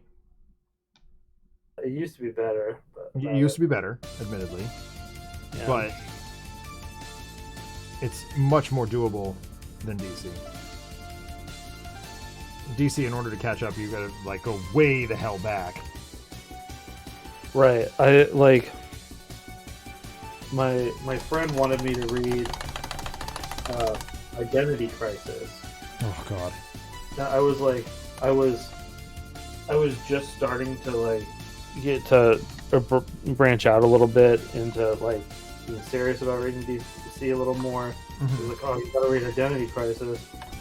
But in order to even understand what's going on, here's this stack of 75 comics that you have to, like, unrelated comics that you have to read first. Yep. It's like, I don't want to do that. I don't want homework to...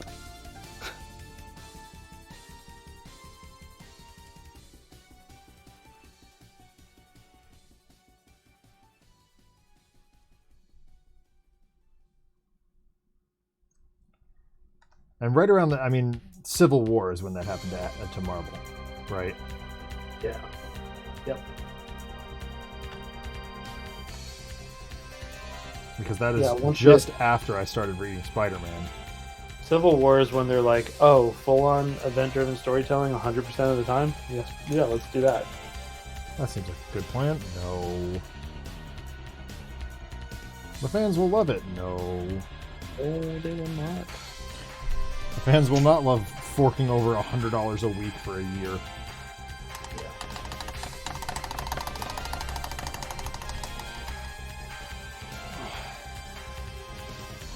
And I wouldn't have done it if I weren't working in a store at the time. You know? Exactly. Right. I wasn't working at the store at that point, and I picked up my Spider-Man issues. I'm like, ooh, cool, event. I will get the mainline Civil War stuff. Opened a couple of books. I have no idea what's going on. Throw them away. Mm-hmm. Yeah, that you needed. I think, well, with Civil War, I think you could get away with.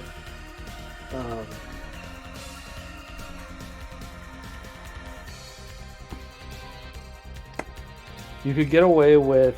Let me think. The main book. Spider-Man, you had to read. Iron Man, you had to read. Yep. Fantastic Four, you had to read. I think you could get by with that. Yes. And that's what I was told when I went in. And like the problem was I was buying. I didn't have a car, so I was buying books off the spinner rack at the convenience store. Right. And so finally, I went into the store. I was like, Mike, what's going on? What is this madness? And he goes, oh, you need to read this and this and this and this and this to have an inkling of what's going on. Mm-hmm. And I was like, okay, I'm done. Thank you for that. I miss the spinner racks, honestly. I love spinner racks. I want to pick one up. Yeah, that would be cool.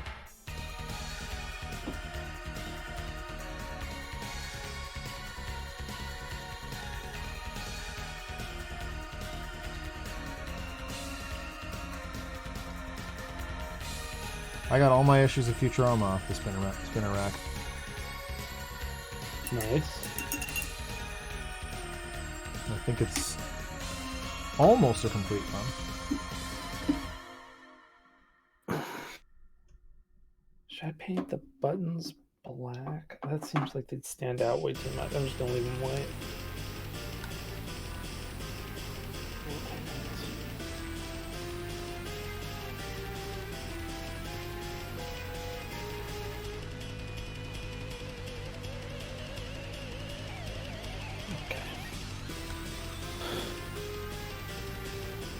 There's his face. Nice. That is very animated series. Yeah, it turned out pretty good. Alright, now it's time to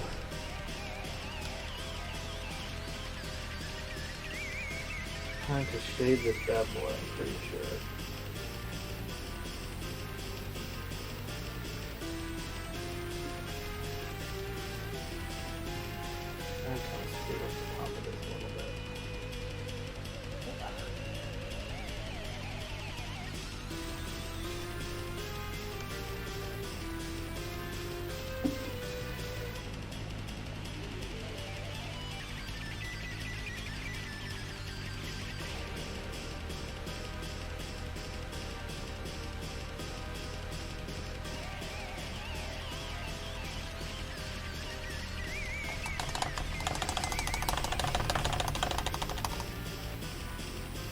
I'm having more trouble with this mini tonight.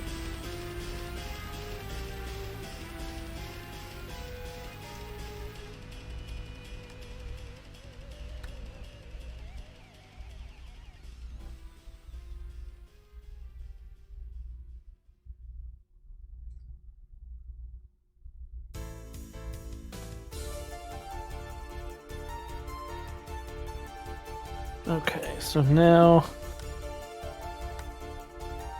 this is the tight part here.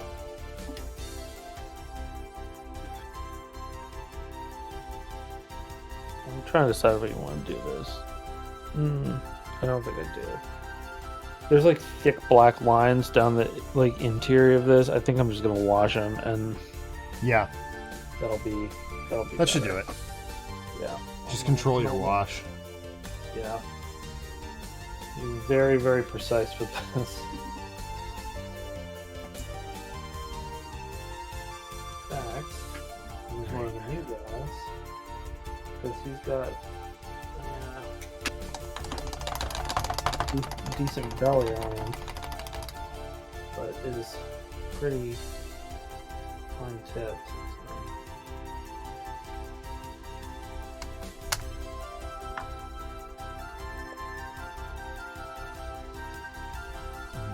Brush size a bit further.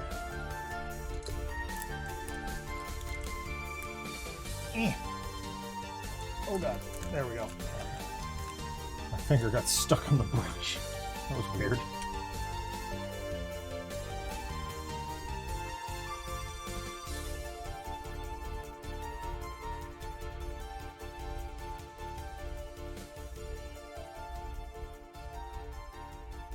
So I can't remember, did Paul get you on the Pokemon Arceus train? I have not played it. Okay. It looks cool. I don't have time. Fair. Yeah. It is definitely time consuming. I gotta pick and choose my battles there, and Yeah. Elden Ring is where it went. So Yeah, I can respect it. Being that I had to wait for Elden Ring, I started playing Arceus, and yeah, I definitely can't stop. Yep. It is a very rad game. I am not going to make the mistake that your brother did, however. I'm going to find logical places to stop and, you know, actually put it down for a while. Because it'll make a good game to go back to when I'm frustrated with Elden Ring. which might be awesome. Oh yeah, I expect it. I would recommend range. Recommend what? Or using a ranged class. I probably will. Like my go-to build in anything like that is some kind of an assassin. Yeah, you'll be okay with assassin. Yeah. Yeah. I think the bandit is assassin and ranged. That's pretty much what I was leaning towards. I would go with that, yeah, for sure, because it is unforgiving to melee combatants. Oh yeah. Yeah, I went with astrologer, which is mostly it's like it has a good spell focus to begin with, and but like also kind of requires you have a sword too. Okay. At least at first. Right. And I'm hoping that changes as it goes on. So.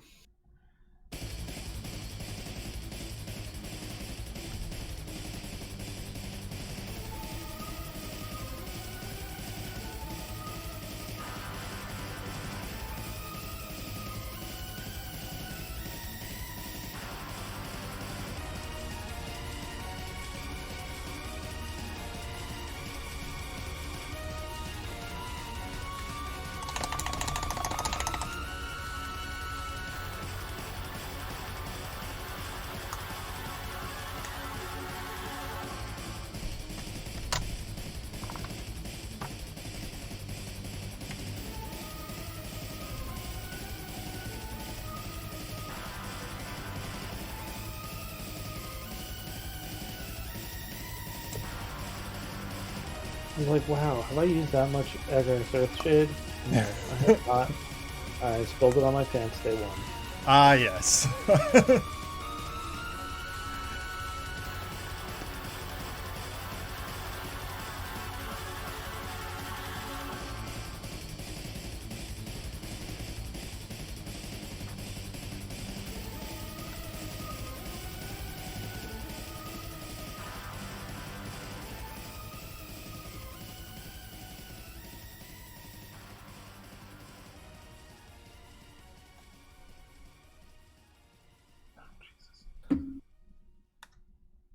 Get out of my head, Charles.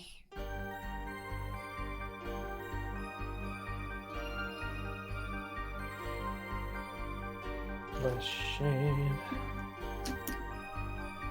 I definitely recommend picking up one of these wet palettes. Yeah. If it's like, yeah, get the Army Painter one, or another one that's just as easy. Because like I had one that was a major pain. Oh, I already yelled at my boss to get me one. Cool. Yeah, it's. And predictably, like, he grumbled about it. But, dude, I'm a much better painter than you are. He grumbled about. He grumbles about everything. Like, that's his thing. Well, like, what's the grumble that like? He's like, you don't need a wet palette. Yeah. You don't need one. That's exactly what I told him. I'm like, no, I didn't say I needed one. I said I want one. Yeah, it preserves your paint. Right. It does nothing for your technique. So like, don't anticipate that.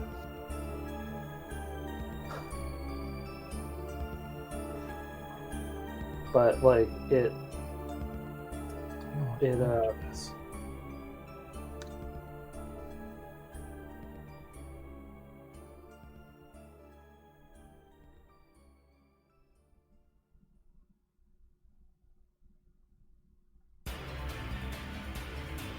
preserves the paints, and it, like, more importantly to me, it makes it so I don't have to rewash crap over and over.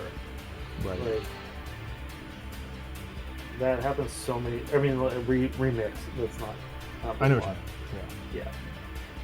It happens so often. It's so annoying. Especially, like, I've been mixing things so much lately. Yeah. And admittedly, like, part of it is I just don't remember what I have. Mm-hmm. But that's nowhere near the long and short of it. Like, I get much better color control if I mix it myself, even if I know I have that color. Mm-hmm. Yeah. I mean, I learned on Reaper, so they start you out mixing. Right. Which is why I recommend them to new people also. Yeah. It's way easier to go from mixing to not mixing than the other way around. Yes. And the only reason I'm adept at mixing at all is because of the, color theory stuff that we learned in college. Right. Yeah, I'm super glad that I know how to make a wash, but I also want to use I just want to use Nuln Oil most of the time. Right. Know? Yeah. But for this instance, now I have, right now, his white shirt. What am I gonna do? I'm gonna take one drop. Do I have a lighter one than this? I don't think so. Frost. Yeah, this is it. Take one drop of this. Put it next to this white. I'm gonna mix it together.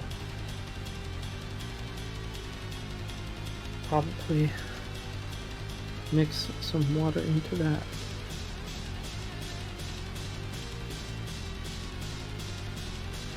There we go. That's the other. I mean, that is the other thing that, like, you can blend really well. Yeah. With it, so like you can start at one end of a color and then like mix them toward each other. Yeah, make a big gradient on your palette. Yeah. And it doesn't dry out. Right. That is huge. It's huge. Yeah. where's my water dropper? Spain.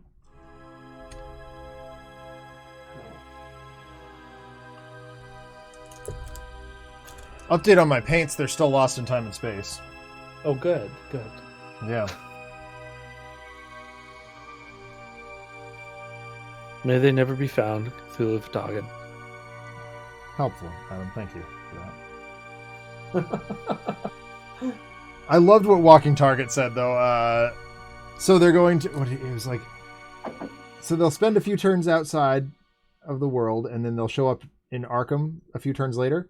I said, well, if you define Arkham, as you should, as nebulously coastal Massachusetts, the answer to that is absolutely unequivocally yes. That's exactly what's going to happen because of my proximity to Boston.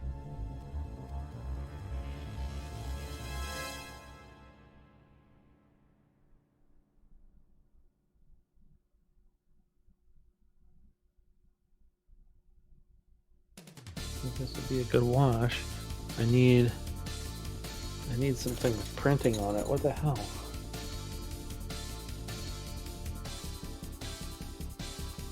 Where's something with text that I don't care about?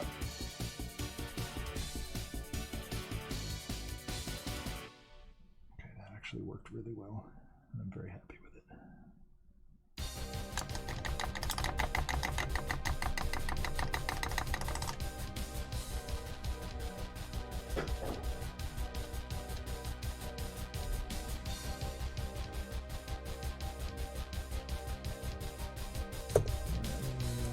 A little bit more brown, and we're good to glue this guy back on his base.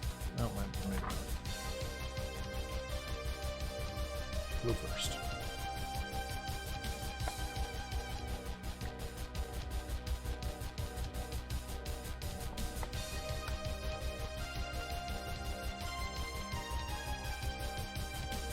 Heck.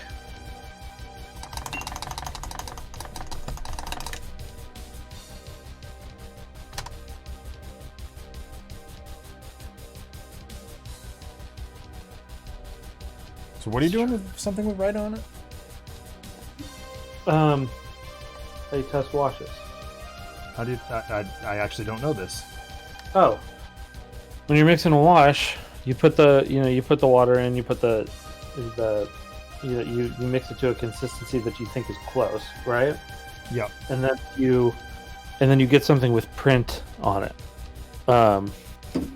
In this case, this receipt, and you test it on here to see like if you can still read the print through the wash. Oh, sick. Yeah. That's a technique that Reaper taught me. Learning and growing. Yeah, now check this out. This was my wash here. Right here. Mm-hmm. On that I just toyed with it on this palette and it keeps it nice and moist. And then Awesome. and then I put this on the white here. Let me see if I can get a better. Yeah. Yeah, you can't really see it, but Well, I mean, that's, yeah. All right. I'm gonna do this real fast. trust me, the shadows look blue on this.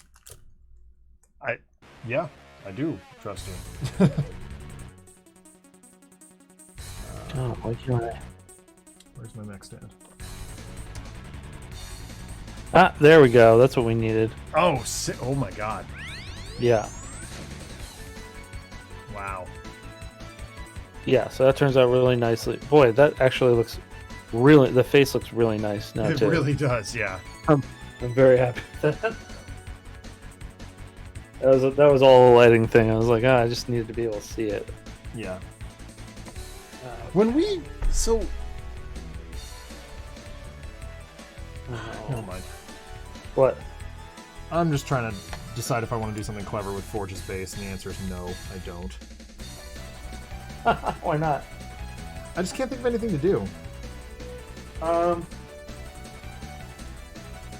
am I gonna do?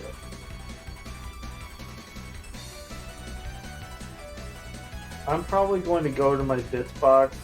Like he's not primed for me yet. But I will probably go into my bits box and find some stuff that looks like metal junk Yeah, right. Okay. So yeah, I can do that, but I'm just in terms of painting it. No, I don't think. Like, he hangs out mostly at Muir Island, so like Exactly. which is like he's like adjunct faculty. Right. It's built the same way as the mansion. Exactly.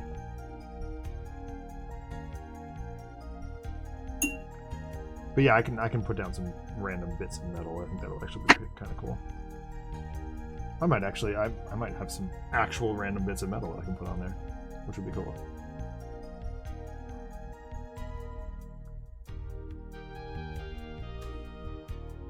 In fact, I absolutely definitely do, because I have a bunch of old pewter minis. Oh, sweet.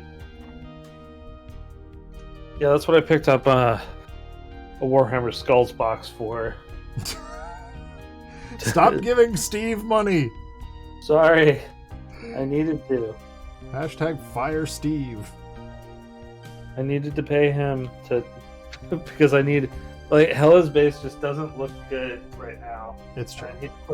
I need to cover it in skulls. She literally is the Marvel Comics version of the Skull Throne. Skulls for the Skull Throne. Yes. Yes. And while you're at it, milk for the cornflakes! Okay, I'll probably do some around Thanos' throne also. Sure. But and you also get a pass because you don't have the Warhammer 40k bits box that's just chock full of skulls. Right. Oh, here, I'll show you while I'm mixing this, actually, in case anyone's watching.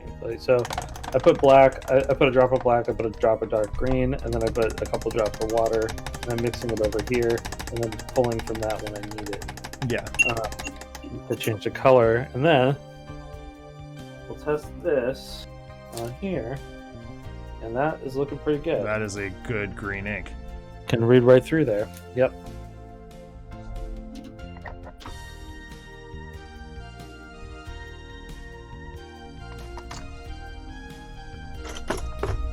Switch controller, get out of my way.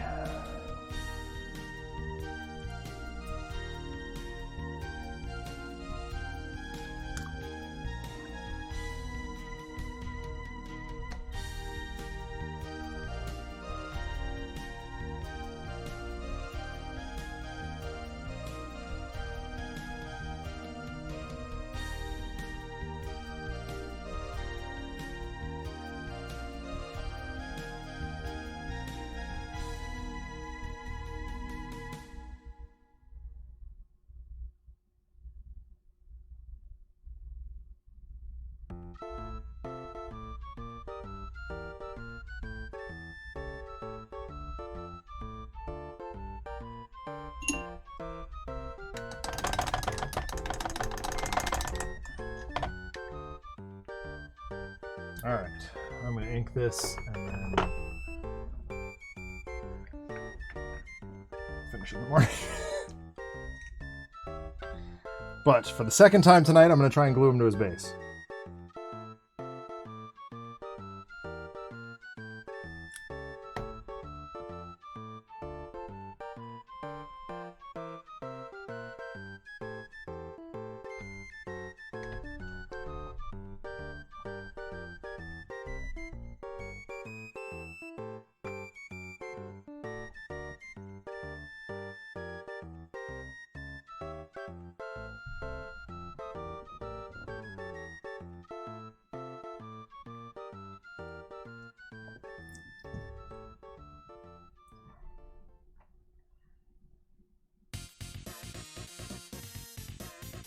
Okay, I think we're actually done here.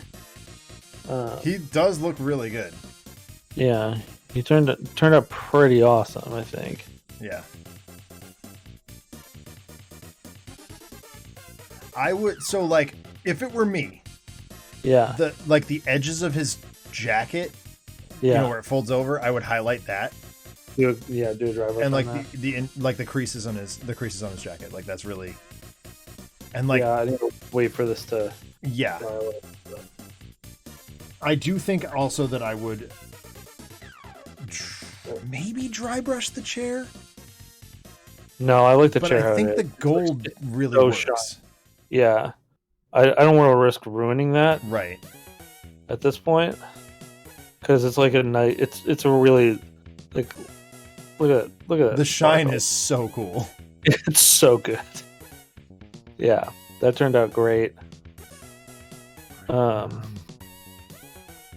he is going to be the Casadora yellow.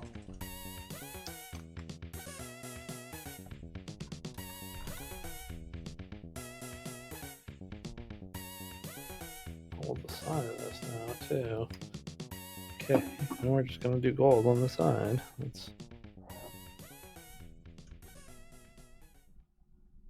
Nope. Gotta do the yellow first. And out of the yellow.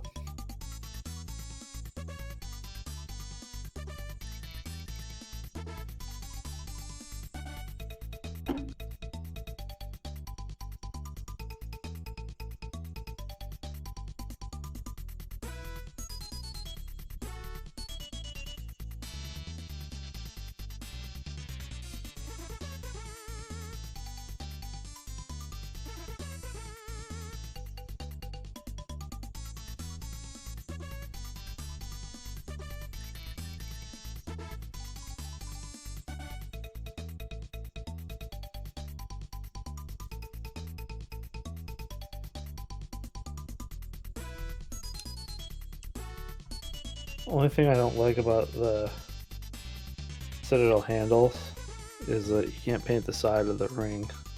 Yes, that has always bugged me.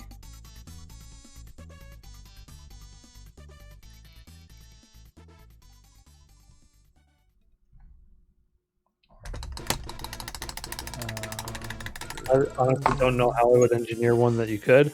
Right. Magnets. Magnets, yeah. Okay, so magnetize all your minis. Actually, all the first dwarfs I did were all magnets, all magnetized.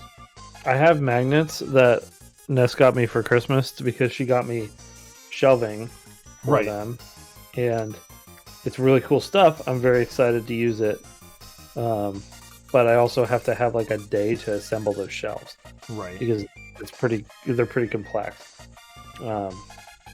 But once they're assembled and like put on the wall, they do have magnetic plates that they'll just pop right on there. Downside though, another downside for these bases is the bottoms of them aren't hollow. Yep. Which kind of sucks, but there's Xavier. And Forge is very nearly there. Where's my flag? Earthshade. No, it's gonna be last.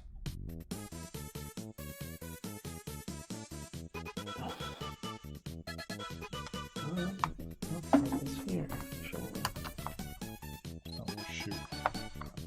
Yeah, see, I'm using these colors also from when I painted Dazzler. Yeah. This is great. That's so cool. Yeah.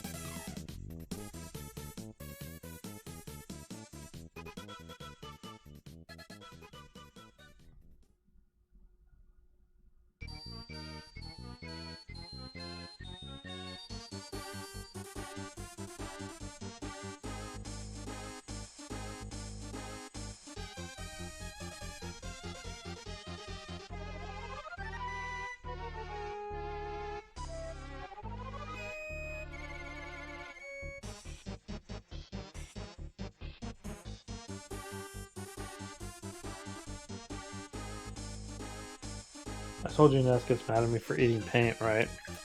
Yeah.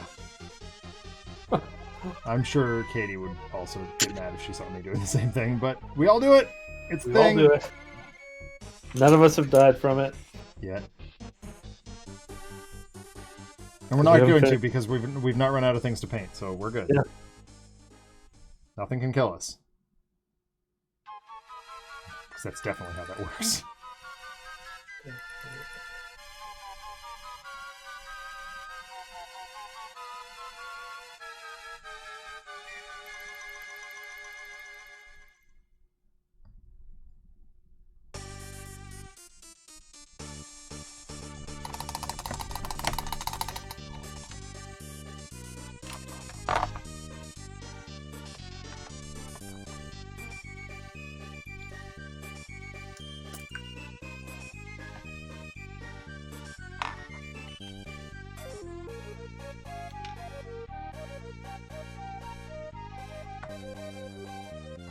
Oh, that looks a lot better. I manually highlighted the white on the shirt. Yeah, that looks better. Yeah, so you can really see the shade now. And yeah, I dry brushed the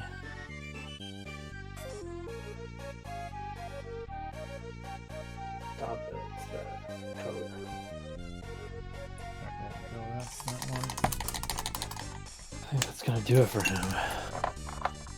I'm nearly there too, so give me 1 sec. I was thinking, like, I've been saving Iceman for the time that, like, I have a little bit extra here. Yeah. Because this is gonna take like 30 seconds. Yep. Speed run. Yep. This.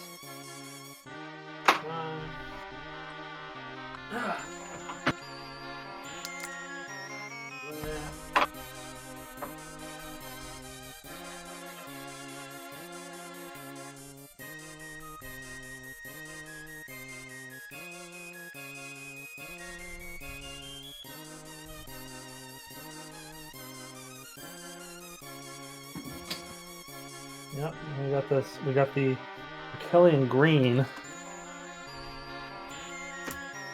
contrast paint, which is actually blue. Yes, it is. So we're just gonna try this. We're just gonna go for it. Ball so hard. Yep.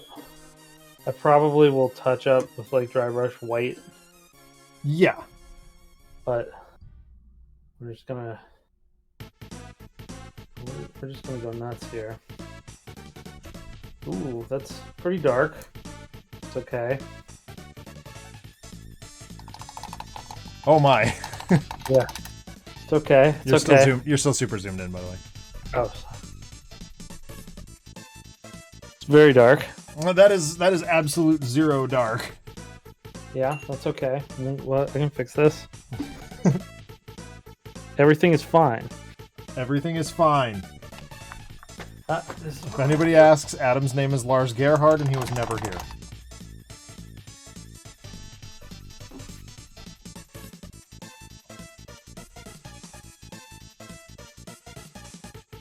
thin it some.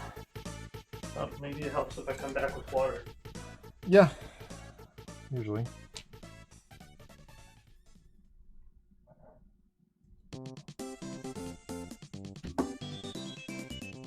Get out of the way, Chuckles.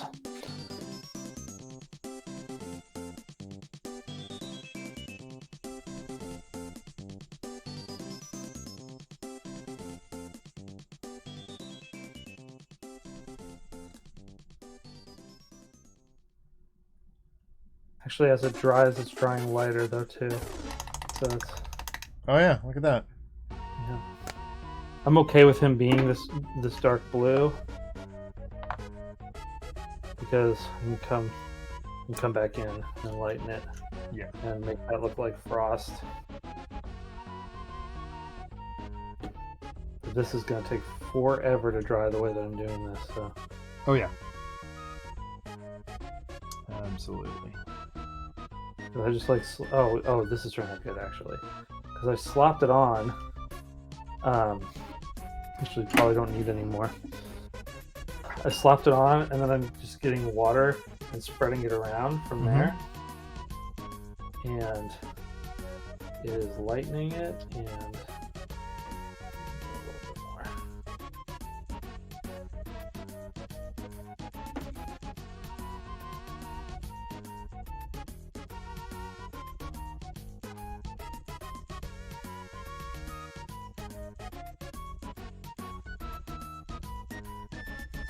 You know, I've been painting with Nuln Oil for years now, and it never ceases to amaze. I know It's so like the utility is insane. Yeah, it seems not fair. Yeah. My cousin's kid was asking me about painting today. And I was like, I would be happy to show you. And like, you have to go into it knowing you're not going to make the same level of detail that I did on Daredevil. Like, it's not a thing. But there's a couple of little cheats that will make things look really good, even if they're less good. Yep.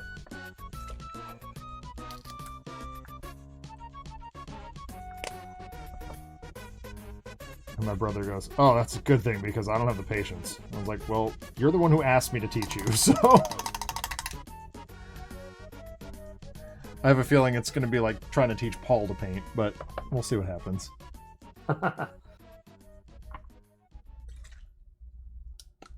Okay, so definitely recommend this. I was like, oh crap, this is too dark. Just gotta make sure you spread it around enough. Yeah. Because that looks great. It's actually darker on the... Let's see if I can get it. Yeah, there we go. You can really see that now. Like, oh my god. It looks real cool. That's just straight up ice, man.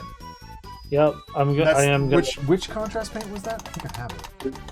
This is Arkellian Green. Arkellian Green? Yeah. Yep. Almost 100% certain I have that one. Yep, sure do. Okay. That just need some clear resin then. Yeah. Yep, I just covered the whole thing, including the base. And...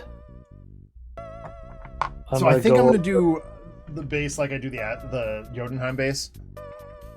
Oh, okay, sure. But yeah, I'm gonna dry brush this with white. Yep. And like he's good to go. Speaking of good to go, I mean Forge definitely needs some layer work, but I think he's looking pretty alright. Nice. Yeah. And I want to do the axe needs to be black, but I'll do that with layer paint also. Which means it is time to call it a night. Thank you all so much for thank you, Brian, for tuning in and a couple other people throughout. I will be back with Alex hanging out on Wednesday night playing Gears Tactics. We're almost ready to wrap that up. A couple more missions maybe. And then we've got Trapped in Arkham on Friday. We're going to be back at the Arkham Horror card game, which is a lot of fun. Chat integration is as live as we can make it. Obviously, it's not an official thing in any way, but yeah. And then Adam and I will be back doing more of this next week, and hopefully we'll have Birdie back with us. I will also be, I'm going to be doing co-op Elden Ring with Paul on Tuesday. Ooh, nice. That's going to be very exciting. So yeah, and I mean, you can catch all of us, the whole crew on the This Is Difficult podcast intermittently over on Paul's channel as well. So yeah, it's a good time to be part of the This Is Difficult network. Anyway, have a great night, everybody. Take care, and we'll talk to you real soon. Bye. Bye.